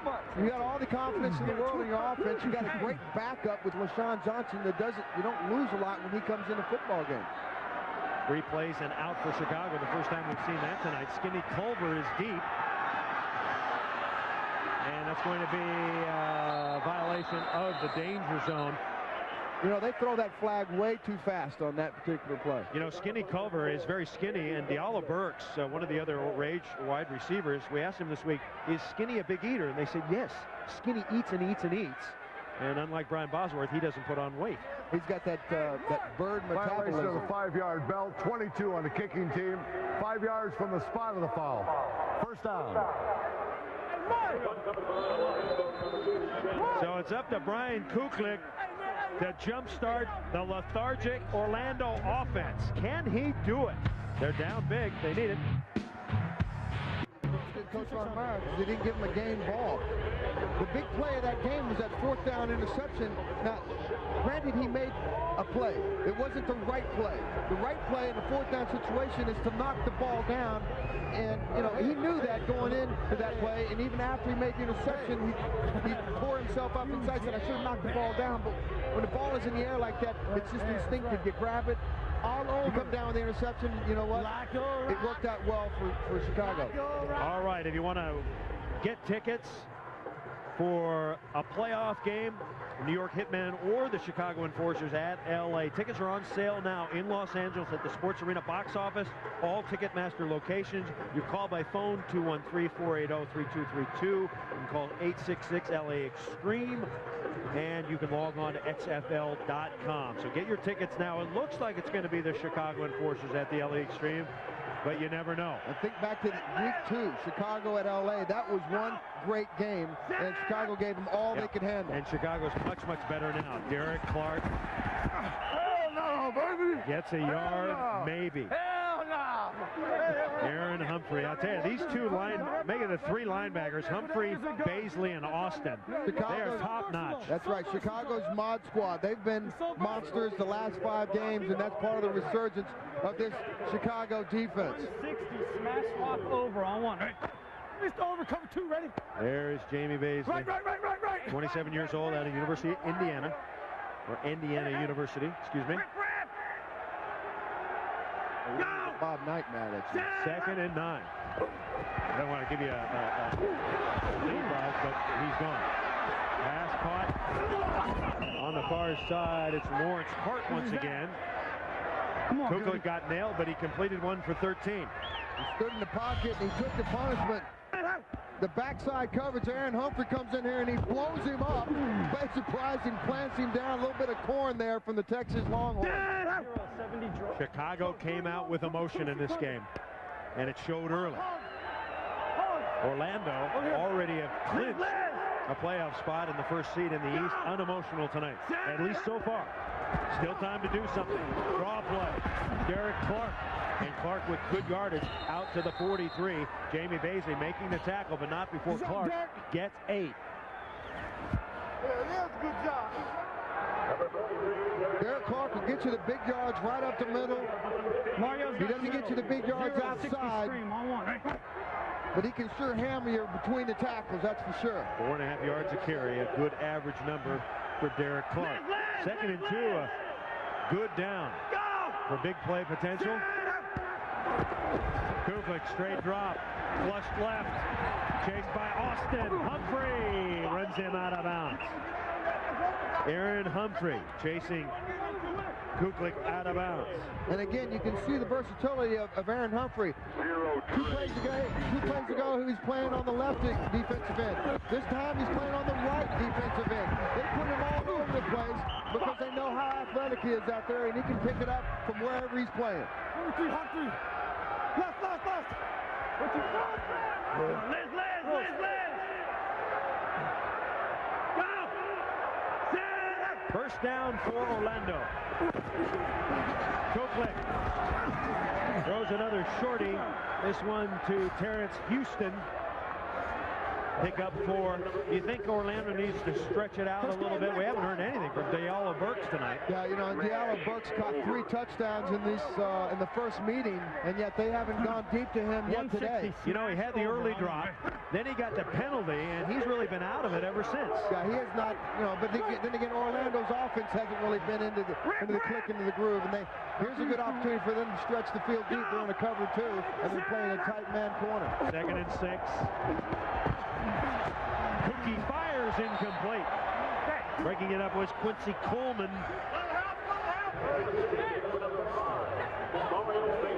So Quincy Coleman, 25 years old, out of Jackson State. And 3rd down coming up. 160 speed war. Quick count 'em. 160 speed war on 1.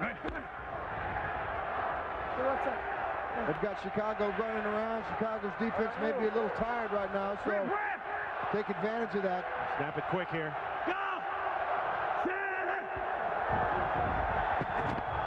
Kuklik. There he is. Oh, Diallo Burks taking it to the house. Touchdown, Orlando. Talked about it a play ago. Stretch the field with Diallo. They got a cover 2, and he found an open seam. 51 yards. Beat Darian Brew. Put him on the left hash. 0. Kuklik to Burks as time runs out in the 3rd quarter. Set deep in the eye.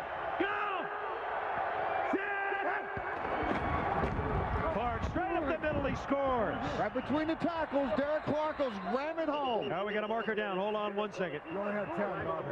Could come from behind and somehow pull this out. The York-New Jersey Hitmen would squeak into the playoffs and then head to LA. Just moments ago, it wasn't looking good, but the Rage striking a 50-yard run, a pass and run from Kuklik to Diallo Burks.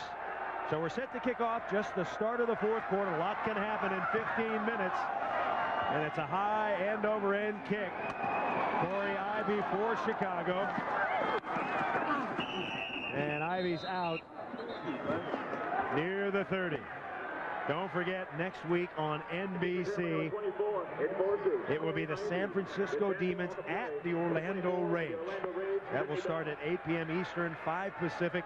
That should be a great game as You may know Orlando Rage, undefeated at home. The San Francisco Demons up 2 weeks ago, down a little bit this week, but they will crank it back up for that one. Skipper will definitely have those guys ready to play that game, no question about it. So let's see how Chicago plays it now. First down at their 31-yard line. Chicago going to try to run. They pitch the ball back to LaShawn Johnson. And LaShawn Johnson slams for about 5. Tackle by James Burgess. Burgess out of Georgia Tech, constantly talking. He's a chatty Cathy out there on that Orlando defense. Huh? That was me. He tried to cut me.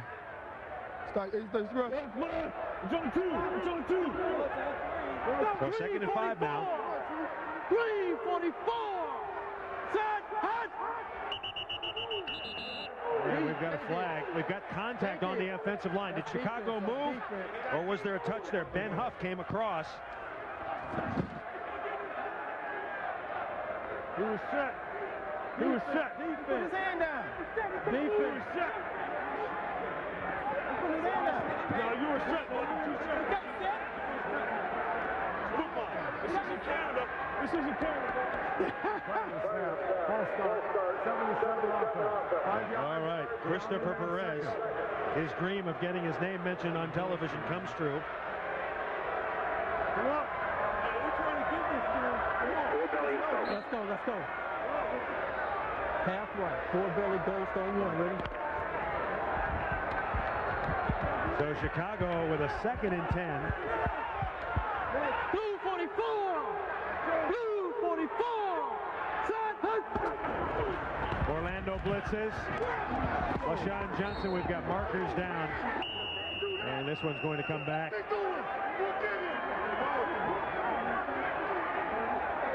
Don't worry about it, bro. Got a temporary problem with the microphone of Brian Bosworth. We're working to correct it. Sabotage. There you go. There's only one way to shut you up, and that's to turn off your microphone. Hey, either like what I say or don't like what I say, but you know what? I'm lucky enough I get to work for the league that plays with the big black ball. So you know what? I'm going to say what I want to say. The Chicago offense cooking tonight. Let's go, let's go. Average 18 points a game. They've already got 20. 2-0-2 on 1. Ready? A 2nd and 20 now. Ron Meyer has to decide, how do I play this? Do I play it conservatively? Do we let it hang out a little bit? You know, certainly don't want to give Orlando any more momentum than they got on that last drive. Well, Chicago's going backwards after a couple of penalties. He's got the slant to Aaron Bailey. I'll tell you what, Bailey is one of the best in the league at catching the ball and making that pivot out of trouble. No question about it. He's got those nifty moves, and he can create with those nifty moves the yak, the yards after catch, and that's exactly what he did right there. I'm trying not to, man. My fault. Bailey got 11 of it back. So an important 3rd and 8 now for Orlando. The Orlando defense Up left leg. needs a stop here. Drag on 1. Ready? Look for a short drag right across the face of Orlando's defense here. 388. Blitz. Chicago needs 8. They loft it up, and it's caught. Was he in bounds? He got it. Fred Coleman, 18 yards on the catch. You know, he doesn't catch a lot of balls, Boz, but the ones he does. He's definitely caught a couple of big ones tonight, and he just caught that one against Ricky Bell, who just came back after being injured really the whole season long with that turf toe. Comes down with a big grab right there. And once again, a perfectly placed pass by Kevin McDougal. Absolutely. He gave him time. He'll find the receiver, and he'll put it in the right spot. He doesn't put it in a position where the defensive backs can get their hands on it. Freddie Coleman, the big play man tonight, averaging 25.5 yards a catch. Clock ticking, 12-17 to play. Chicago 20, Orlando 6. LaShawn Johnson takes a big hit and gets near the 45. A pickup of 4. LaShawn, 30 years old, out of Northern Iowa. A tremendous player in the NFL before he contracted lymphoma, cancer, beat it in 1998, was cleared April 12th, 1999, and has made a full recovery. Couldn't be a nicer guy in the XFL, Boss, that we've interviewed. No question. A delight And you like to see a victory story. It looks like they're going to change his shoes. Go to a different pair of Nikes there, Boz. Put some jets in the back of those Nikes. Or put some warmers in those toes. Wiley into the ball game. You know, the coach is raving about Charles Wiley. That Corey Gilliard just came up from his safety spot and unloaded on Charles Wiley. And Charles Wiley is one of those backs that Ron Myers believes just happens to be stuck behind the two best backs in the XFL. Charles Wiley is equally as good as those other two. He just doesn't get the kind of carries that Coach Ron Myers would like to get him. You know, before that, when he had 6 carries for 3 yards, scored 2 touchdowns, we asked Ron Meyer about Wiley. He said, hey, he's pretty good. He blew out his knee at Georgia Tech, kind of scared some people off him, but he likes Wiley, and Wiley's going to get a chance to play a little in this fourth quarter. 3rd and 2. McDougal throws, and the pass is batted down. Ben Huff, no relation to Bill Duff, knocks it down. Get the Huff and Duff show over there on that side.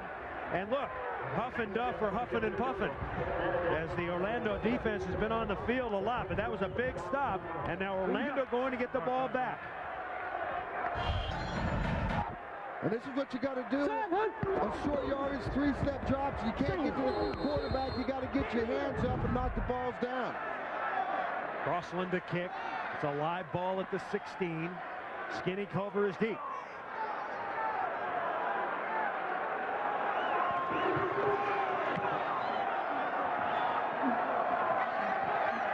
Skinny at the 5. Skinny through a hole, and he's out to about the 17-yard line. And Aaron Humphrey comes in with another big play, this time on special teams. Crowd in Soldier Field jacked up, but Orlando's not dead yet. The race trails 20-6, and when we come back, they'll have the ball, and they'll be looking for more. Is brought to you by Burger King. In the land of burgers, Whopper is king. By 1-800-CALL-ATT for collect calls. By Gatorade Thirst Quencher. It's in the XFL. Is it in you? And by the motor oil that provides maximum protection. Castrol GTX. Drive hard. Next Sunday on UPN, it's going to be New York or Chicago at LA. That's right here on UPN, starting at 7 p.m. Eastern and 4 p.m. Pacific. The second of 2 playoff games leading up to the $1 million game. Interestingly, the playoff games, people don't know, those are $300,000 games. Oh, yeah. $300,000 to the winning team to split up, and then on to the $1 million game to split up that payover. Big money in the postseason here in the XFL. And of course, the $1 million game will take place Saturday, April 21st at 8 p.m. Eastern, and will take place of the team still remaining that has the best record. Z160 speed smash whop. So Brian Kuklik, who hooked up with the Diallo Burks for a 50-yard bomb, comes to the line of scrimmage. His team down 20-6 here in the fourth quarter. Orlando good at coming back in the fourth quarter, though. Swain got a jump. Kuklik with time, throws a rope, Burks over his head. No!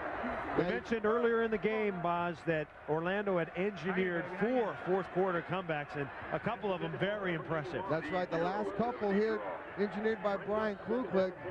You know, Orlando knows, and they believe that they can come back. Now, the thing they got to do going in the playoff is create that confidence they had in the first 6 weeks of the season.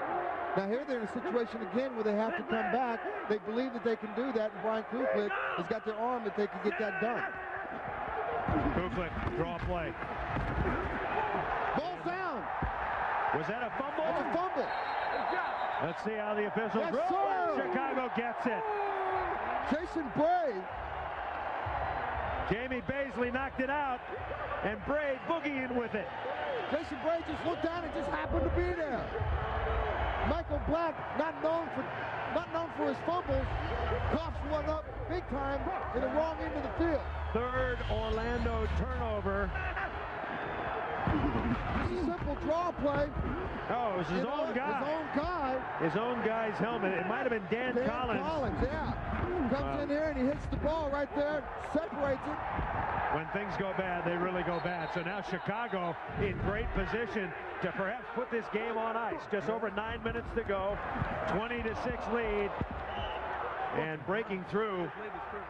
I already know what you're going to do. Ben Huff again. LaShawn Johnson tackled for a loss. Huff. He's not going to just, Huff's just not going to sit back there and watch this game go away. That's the story of the game right there, Buzz. You said it good. I'm just repeating what you said. Well, that's why I said you said it good. Because great minds think alike. Keep doing what you're doing. Thanks. Follow my lead. I will. Michael Black. Oh, that was a costly fumble. And now Chicago with a 2nd and 13. Pitch the ball to LaShawn Johnson. Oh, he is drilled. And so the Orlando defense has a little momentum now. You got pushed in the backfield. That was Kevin Jefferson with the big hit. Kevin Jefferson slicing up there like a linebacker should, then unloading on LaShawn Johnson. Clock continues to run, however. 3rd and 15 for the Chicago Enforcers. If you do Enforcers, you run again here? I don't think you get greedy here. I think you can go ahead and take a shot. If it's not there, you can throw the ball away, but you don't want to get in a situation where you throw an interception. You got to get 3 points out of this at least. 3rd and 15, draw play. LaShawn Johnson, pretty good yardage, but it's not enough for a first down. What are you doing, man? Got about 5, and now let's see. Andy Crossland will attempt a field goal. He's 2 for 2 on the night. This is well within his range here. 32-yarder. He's had a couple blocked this year. He's made 1 from 19 and 1 from 42.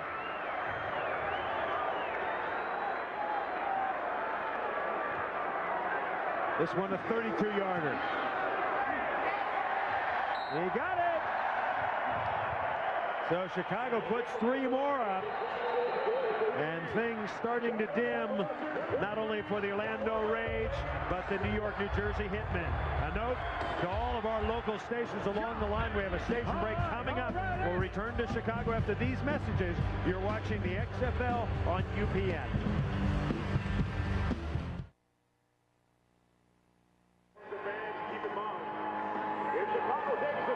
Chicago Enforcers, 6 minutes and 57 seconds away from the playoffs. The Enforcers have dominated the Rage tonight in a must-win situation. They've done it offensively, defensively. They've created some turnovers, and they've done it, as you suggested in the open, Boz, they've done it with emotion. Yes, and that's the way you win big games, especially at the end of the season, and you want your emotion riding high as you go into the postseason. Right now, Ron Myers told us this week that nobody wants to face off against this Enforcer team because they feel that they're a team of destiny, so to speak, and that's what Ron Myers has preached to this team all year long. Chicago has won 3 in a row, 4 out of its last 5. Galen Hall has to be concerned about the way his team has played tonight. He certainly looks worried there. Yeah, his team, he said, was going to go all out, but you can see that their heart just wasn't into it. This game virtually meaningless to the Rage. Brian Shea bringing it back. And he brings it out to the 35. 2 playoff games next week, 2 $300,000 games. The San Francisco Demons at the Orlando Rage in the Citrus Bowl. That's on NBC. Saturday night, 8 p.m. And then it looks like Chicago is going to take a flight out to Los Angeles and do battle once again with the LA Extreme. Remember, in week 2, 39-32 in overtime.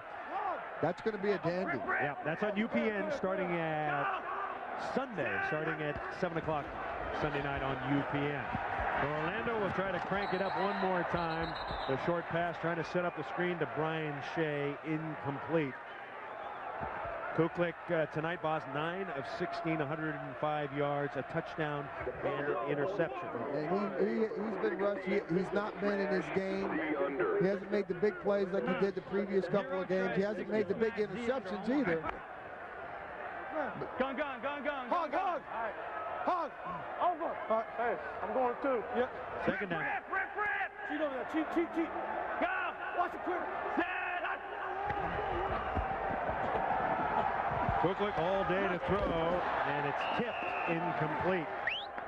Just rifled that ball in, put a little bit too much mustard on that one. Yeah, I know it, yeah. Bounce him up, and those 60 hooks. Gotta get to him, gotta get past sticks. Galen Hall, one of the most organized coaches in the league. What a job he has done this year, Boz. He's had his coaches with him from the NFL Europe, be with him down there in Orlando, and it shows that the continuity has been very, very good all year. So we've got a procedure penalty coming up on Orlando. Prior to snap, false start. 68 offense. 5 yards. The down remains third. Coach Galen Hall, he's won at Oklahoma, he's won in Florida, he won in the World League, in NFL Europe, here in the XFL. And he wins because he has the ability to adapt to the players he has, and he makes them work within his scheme. Bingo switch. Kuklik, 4 out of his last 5 passes incomplete. They'll try on 3rd and 15. Pass complete to Bailey. He's going to be way short of the first down. Yeah, and Chicago's not going to give Orlando anything cheap and easy. They'll give them all those little patterns. They'll come up and they'll break down and they'll make the good tackles, but they're not going to give them the cheap scores. You got it. You know, they didn't have a category in our flashback, Boz, or on our voting. But how about Ron Meyer for XFL Coach of the Year? Absolutely. After starting 0-4, left for dead on the doorstep, he's brought this team back only because he believed in him and his players believed in themselves. High spiral.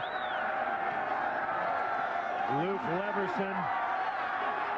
And Leverson is taken down over on the far side. 37-yard punt, 3-yard return. And Chicago will try to work the clock now. The Chicago Enforcers getting closer. And closer. And closer to the playoffs. 4 minutes, 36 seconds remaining in this one. It's all over but the shouting. Chicago leading 23-6, and they have done it behind terrific quarterbacking by Kevin McDougal, running of John Avery, LaShawn Johnson, a very stingy defense. Brian Kuklik has given it his all, but it's not been enough. The Orlando Rage playing unemotionally, uninspired tonight. Meanwhile, the Enforcers higher than a kite, like the old Oklahoma Sooners, Boz. Higher than a kite. Get the ball. Well, you know, Chicago has dominated both sides of the ball, and they've done it with 38 players. There's a new quarterback in there, Greg Wheelahan, the quantum leap guy, because every time you blink, he's in a different uniform. Acquired in a trade from Memphis. Ron Meyer likes him a lot, feels confident with him. McDougal goes to the bench. I think this is a good move. 13 of 20, 182 yards, and a touchdown. He also rushed twice for 34 yards and a touchdown. So McDougal, a big night. Craig Wheelahan is in. Charles Wiley is the running back. He gets the toss. And so Chicago just wants to hold on to the ball now, burn a little clock. There's the former Notre Dame Fighting Irish. Good numbers, Boz. He did a great job tonight. He didn't make any mistakes, no interception. He made all the right plays. And the crowd gives him a big cheer. He is the man here in Chicago, along with John Avery. Craig Wheelahan, of course, the former Charger. Back in '98, he started 14 games for the Chargers. 29 years old, played his collegiate ball at Pacific. And a timeout taken by Chicago. Craig Wheelahan did a great job last week with McDougal. Got his fuzzies knocked a little bit. Craig came in 4 for 5 in a drive where they really needed to move the ball down against New York. Okay, apparently that was not a timeout. Chicago had too many guys in the huddle. So play continues. Green 55. 3 minutes to play. Exactly. Green 55. 3rd and 14. And breaking up the middle. And Charles Wiley has the first down for Chicago. And you can see why Coach Ron Meyer... Yeah, but it is a first down. You can see why Coach Ron Meyer is high on this Wiley kid.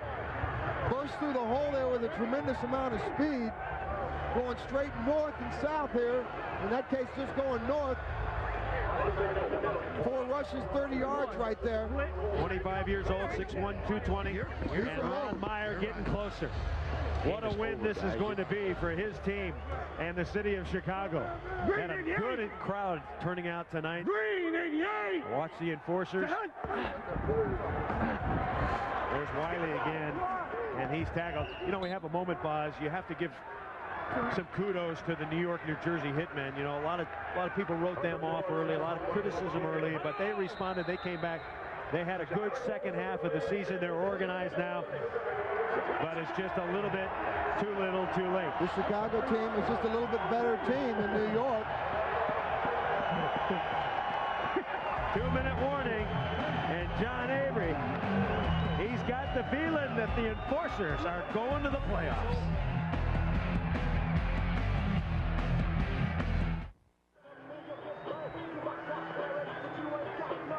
The Harvest Moon here in Chicago, shot by ace cameraman Bill Morello. But what a night it has been for the Chicago Enforcers. Coming in a must-win situation, and they have pounded the #1 team in the XFL, and they're doing it with authority, Brian Bosworth. It's got to make Coach Ron Meyer feel good that over the last 4 games, or actually 5, they've beaten the best defensive teams in the XFL. Las Vegas, San Francisco, at New York. They came in here in a must-win situation, like you said, Chris, and they pounded this Orlando team. They've beaten the best going down the stretch, and you got to think that they got to be favored in the playoffs as one of the top teams that could certainly take the $1 million prize. In week 2, they took LA to overtime with Tim Lester at quarterback.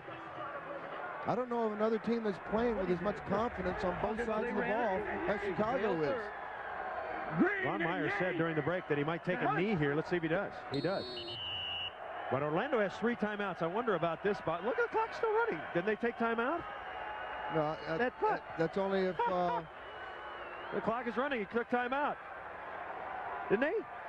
No, I think Orlando is just going to be content to let this clock run out. Uh-oh, and the Gatorade Douse is coming up. Look out, Ron Meyer, baby! You better be glad, Ron, it's about 60 degrees or 55 degrees in Chicago. 2 weeks ago, it was like -8. So apparently, Orlando has said it's over. Woo! Chicago's going to take the knee, and Orlando is going to go home with their timeouts. And Orlando's got to go home and answer a lot of questions about their team. This is not the same Orlando team that dominated the first 6 weeks of this season. Look at Meyer. What a happy face he's got. And that's not the same Ron Meyer that was the first 4 games of the season. He's going to leave this field with a smile on his face and an opportunity to go to the playoffs. And look at that. LaShawn Johnson actually distracting Meyer so they can give him the soaking. And he got out of the way. Look at him. LaShawn Johnson, the accomplice tonight. So the Chicago Enforcers, and now Chicago takes time out. Hey, it's a wacky world in the XFL, isn't it, Boz? 46 seconds to play, 23-6. Chicago is going to even its record at 5-5. Orlando's going to drop to 8-2. More in a minute. Stay with us.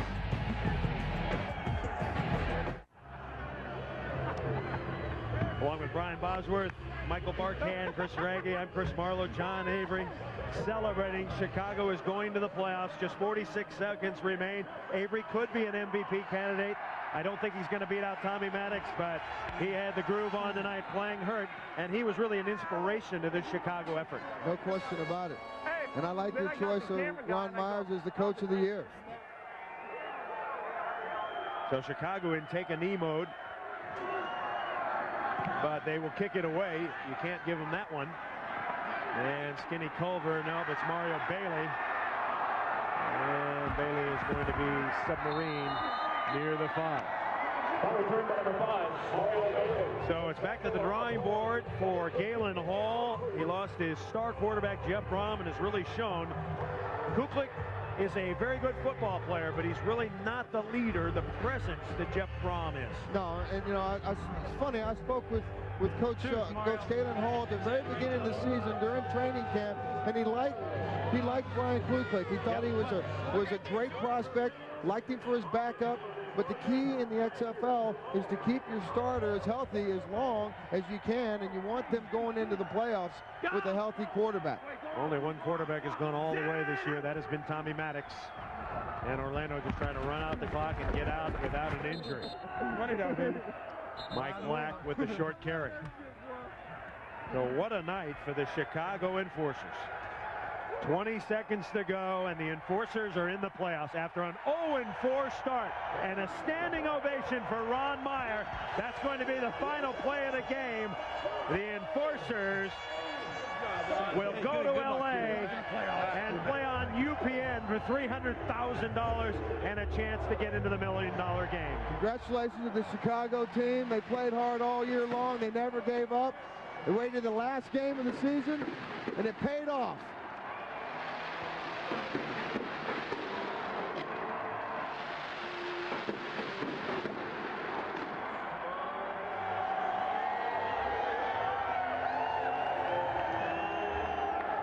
Coach, you start 0-4, 5-1 later. Here you are, headed to the playoffs. Oh, well, it's Soldier Field. It's Chicago right there. Hey, and over there. God love them. What a great fans they are. There's no question about it. And how about the defense? You know, it comes up with great turnovers.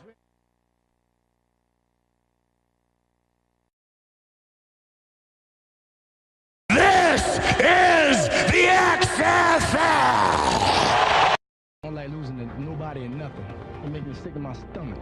Feeling that fate had dealt them a bad hand, these proud competitors turned their luck around and are now the comeback story of the year.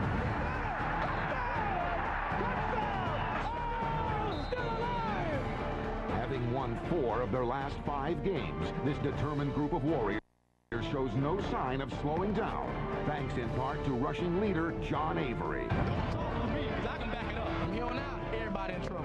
The Enforcers now control their own destiny. A win tonight will guarantee a spot in the playoffs.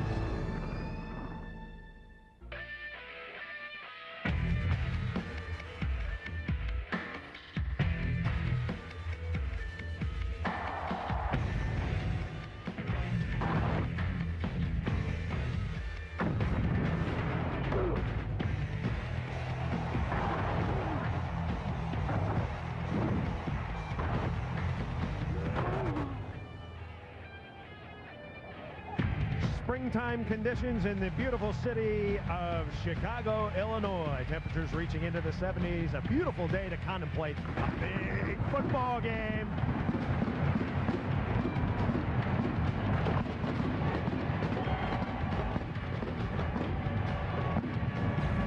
We welcome you to Soldier Field for the final game of the XFL's regular season. Tonight, the Chicago Enforcers try to nail down the final playoff spot against the league's best team, the Orlando Rage. New York has beaten Birmingham to put the pressure on Chicago. Here's the situation. If Chicago wins, the Enforcers are in. They'll play at Los Angeles in round 1 of the playoffs. If Chicago loses, New York goes to the playoffs. They'll travel to L.A. In the other game, San Francisco travels to Orlando. Just moments ago in the Chicago locker room, Ron Meyer addressing his team. You're the best team in the XFL, guys. You know that number. Hey, fellas, check this out. No doubt. Hey, whatever I do for y'all. You know what I'm saying? Hey, I was blessed enough to get that bread when I went first round, but guess what? This for y'all. You know what I'm saying? If I hurt myself, I hurt myself for y'all. You know what I mean? Because I know y'all do the same thing for me. So either we do it now or we don't do it at all. Everybody touch somebody. Come on, everybody touch somebody. Touch somebody now. Touch somebody. Come on. We're set for the scramble for the ball. Scott Cloman for Orlando, 5-3 against Chicago's Tony McCall, 1-2 for possession of the ball. All right, guys. All right, fellas. After I blow the whistle, no holding, no block and blow the way. So I'm going to tell you to take your marks. When you're set, I'll blow the whistle. All right? Take your mark. There they go. Being on fire. And we've got a clip. Crack 81. The crack back. Bottle foul, where were you? Back here, right here. Right here, yes, sir. 15 from here, second down. Called it on Diallo Burks. What's your formation? Personnel. Deuce. You got it already? Yeah. Okay. Yeah. Galen Hall, 18 years as an offensive coordinator at the University of Oklahoma, 6 years as the head man of Florida. And so they mark it off against Orlando. Smollies. How much was it?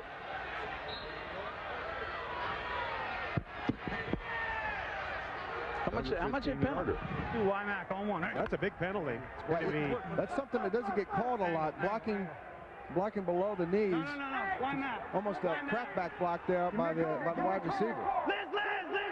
So a 2nd and 23. Mike Black checks into the backfield. Kuklik, short drop. He's got some time, and now he runs out of time as the enforcers are in very quickly. Aaron Humphrey made the early hit, a 23-year-old out of Texas. A loss of 7. And you're going to see Aaron Humphrey play all over the place on that Chicago enforcer defense. He'll line up at linebacker, he'll line up at defensive end. He's played big all year long. Hubert Thompson in there as well, and that's one of the things he's really going to have to be cognizant of, is trying to get pressure on Brian Kuklik and force him to make some bad throws. Aaron Humphrey having a great year, and now the crowd comes alive. Opening series, it's a 3rd and 28 for Orlando. 3 wide receivers for the Rage. And we got a marker down. And the clock has expired. It's going to be delay of game. Number 14. And you can see a lot of the mistakes already happening for Orlando. This is not what Galen Hall wants. They want to go into that playoff with the kind of momentum they had the first 6 weeks of the season. And over the last 3 weeks, they've kind of lost that momentum. And you have to wonder what kind of motivation Orlando has in this game. They've clinched the division. They're already going to be the number 1 seed in the East. Have they come out a little bit flat? So a 3rd and 33 for the Rage. Mario Bailey in deep motion. Kuklik fires short. Football! Pass was complete. It's kicked. And the Rage in on it. So the enforcer, Chicago has it. The first big play goes to Chicago.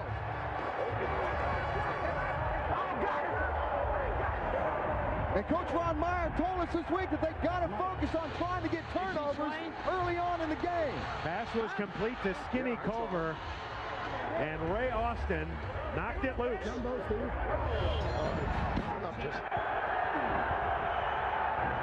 Good underneath coverage. Just got to come up and make a play. And that's exactly what Ray Austin did. Ray Austin gets it. Quincy Coleman with a big hit. The righteous take the kingdom by force, baby. So Chicago starts with LaShawn Johnson. So LaShawn Johnson starts as the running back. John Avery on the bench. Ray, how huge a play. You guys need to score early. You need to get some turnovers. That was gigantic. That ain't nothing but defense. The righteous take the kingdom by force. The righteous take the kingdom by force. The Sons of Thunder. Paz, what does that mean, the righteous takes the kingdom by force? That's biblical, Bubba. Okay, what does it mean? I'm going to kick some booty tonight? That means if you're righteous, you deserve the kingdom, and you take it by force. Kevin McDougal out of Notre Dame. Go! He's 4-1 as a starting quarterback, over 59%. Last week he threw 3 touchdown passes. It's 2nd and goal. LaShawn Johnson hits the hole, driving inside the 5, maybe to the 3. Tackled by Bill Duff. And I think this is smart by Coach Ron Meyer by starting LaShawn Johnson this first series. Don't put John Avery in a position where he can get hurt early. They got the ball down deep in Orlando's territory. Go ahead and put LaShawn Johnson in there and let him bang it in there. Johnson over 100 yards last week. And there is number 20, John Avery, the XFL's leading rusher. Nearly 800 yards. So they're going to hold Avery out at the moment. You can see he's dying to get in there, but his man, LaShawn Johnson, doing okay. It's 3rd and goal from the 2. McDougal on the roll, throws, and it's incomplete. Boy, they came in awfully early on that one. It should have been a defensive pass interference. Looking for his tight end, Ty J. Armstrong out of Mississippi.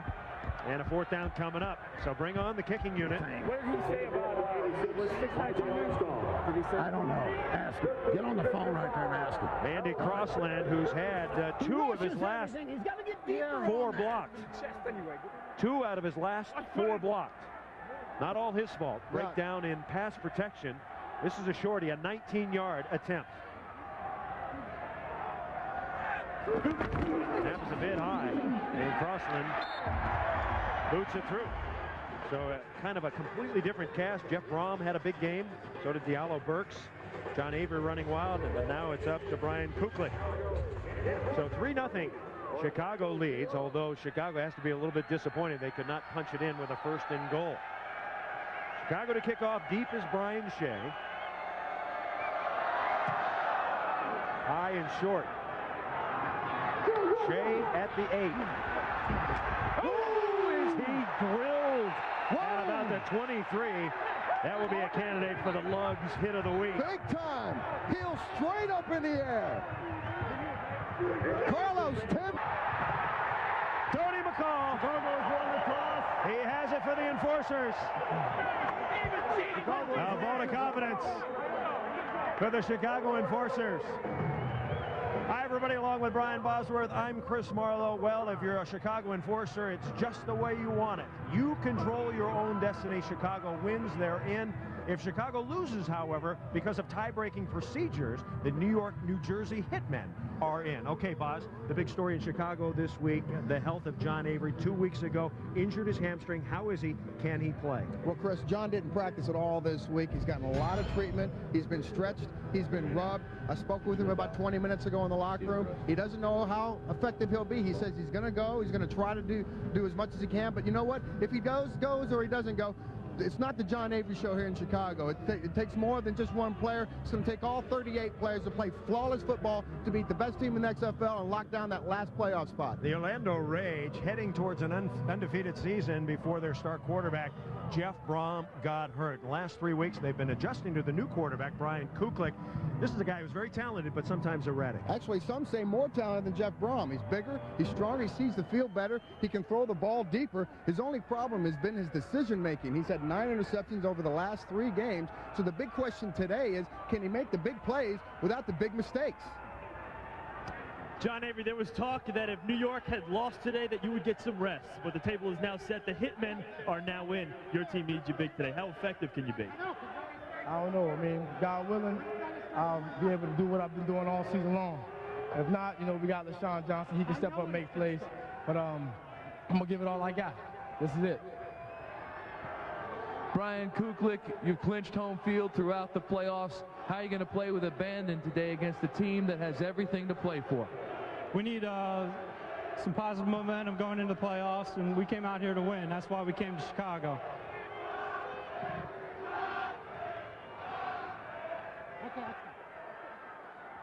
Galen Hall, the head coach for Orlando. He has 2 wins from 100 in his coaching career.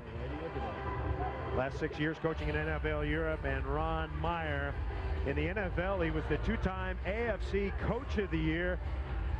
1 year as an agent, he tried to recruit the Boz, but he said the Boz was too expensive. He couldn't afford him. Weather is gorgeous, the best Chicago weather we've had since we've been here. Temperature dipping into the 50s, humidity not a factor, and the forecast is clear.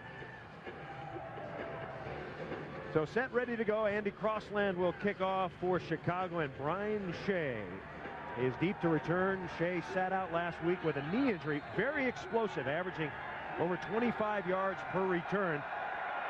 We'll see if his knee can hold up. We're underway. UPN primetime football. And Shea fields it at his 1. Out he comes. Runs into his own man, and down he goes.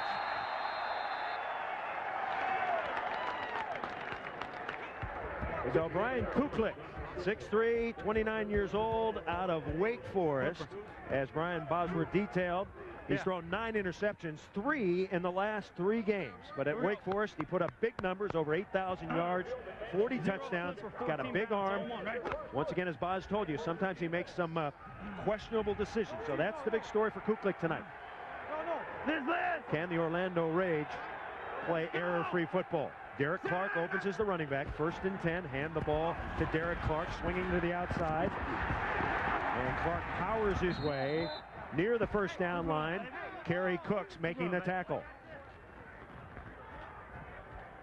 So Kuklik, you know, his last game against Birmingham, props his best, Boz. He threw 3 touchdowns, but the interceptions really come out and grab you. Absolutely, and the one thing that's probably good out of the 2 games that he had to come back from was that they know they can come back if they get down. The question is, can they stay and be dominant for the entire game without throwing those costly interceptions? 8 yards on the play for Orlando. 2nd and short. Give to Derek Clark. Orlando's going to be very close to the first down. They should have it with that run. Derek Clark, 29 years old.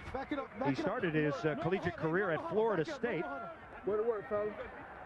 And it is a first down. So Derek Clark is the featured back, number 43. We're going to also see a lot of Mike Black, number 21. Yeah, you're probably not going to see a whole lot of Brian Shea. They may try to hold him for the playoffs. He's an explosive part of that 3 tandem in the backfield, but I tell you, Derek Clark is one explosive runner himself. The initial first down of the ball game to Orlando, and the first pass for Brian Kuklik on a short roll, and he throws to the normally reliable Diallo Burks, the Rage's leading receiver, in and out of his hands. So an incomplete pass. Simple rollout. Brian gets outside containment, puts the ball on the money, and Diallo, little lapse of reason there, doesn't come down with the ball. He's usually very sure-handed. Looks like he was trying to run a little bit before he got the catch. Now, if you're wondering about the Chicago Enforcer defense, it's the 2nd worst scoring defense, the XFL's worst total defense, and the worst passing defense. So Orlando should be able to make some yardage. Derek Clark stretching for about 3. However, the one good thing about the Enforcer defense, they come up with big plays. They lead the league in interceptions. Absolutely, and Coach Ron Myers credits that secondary for the second half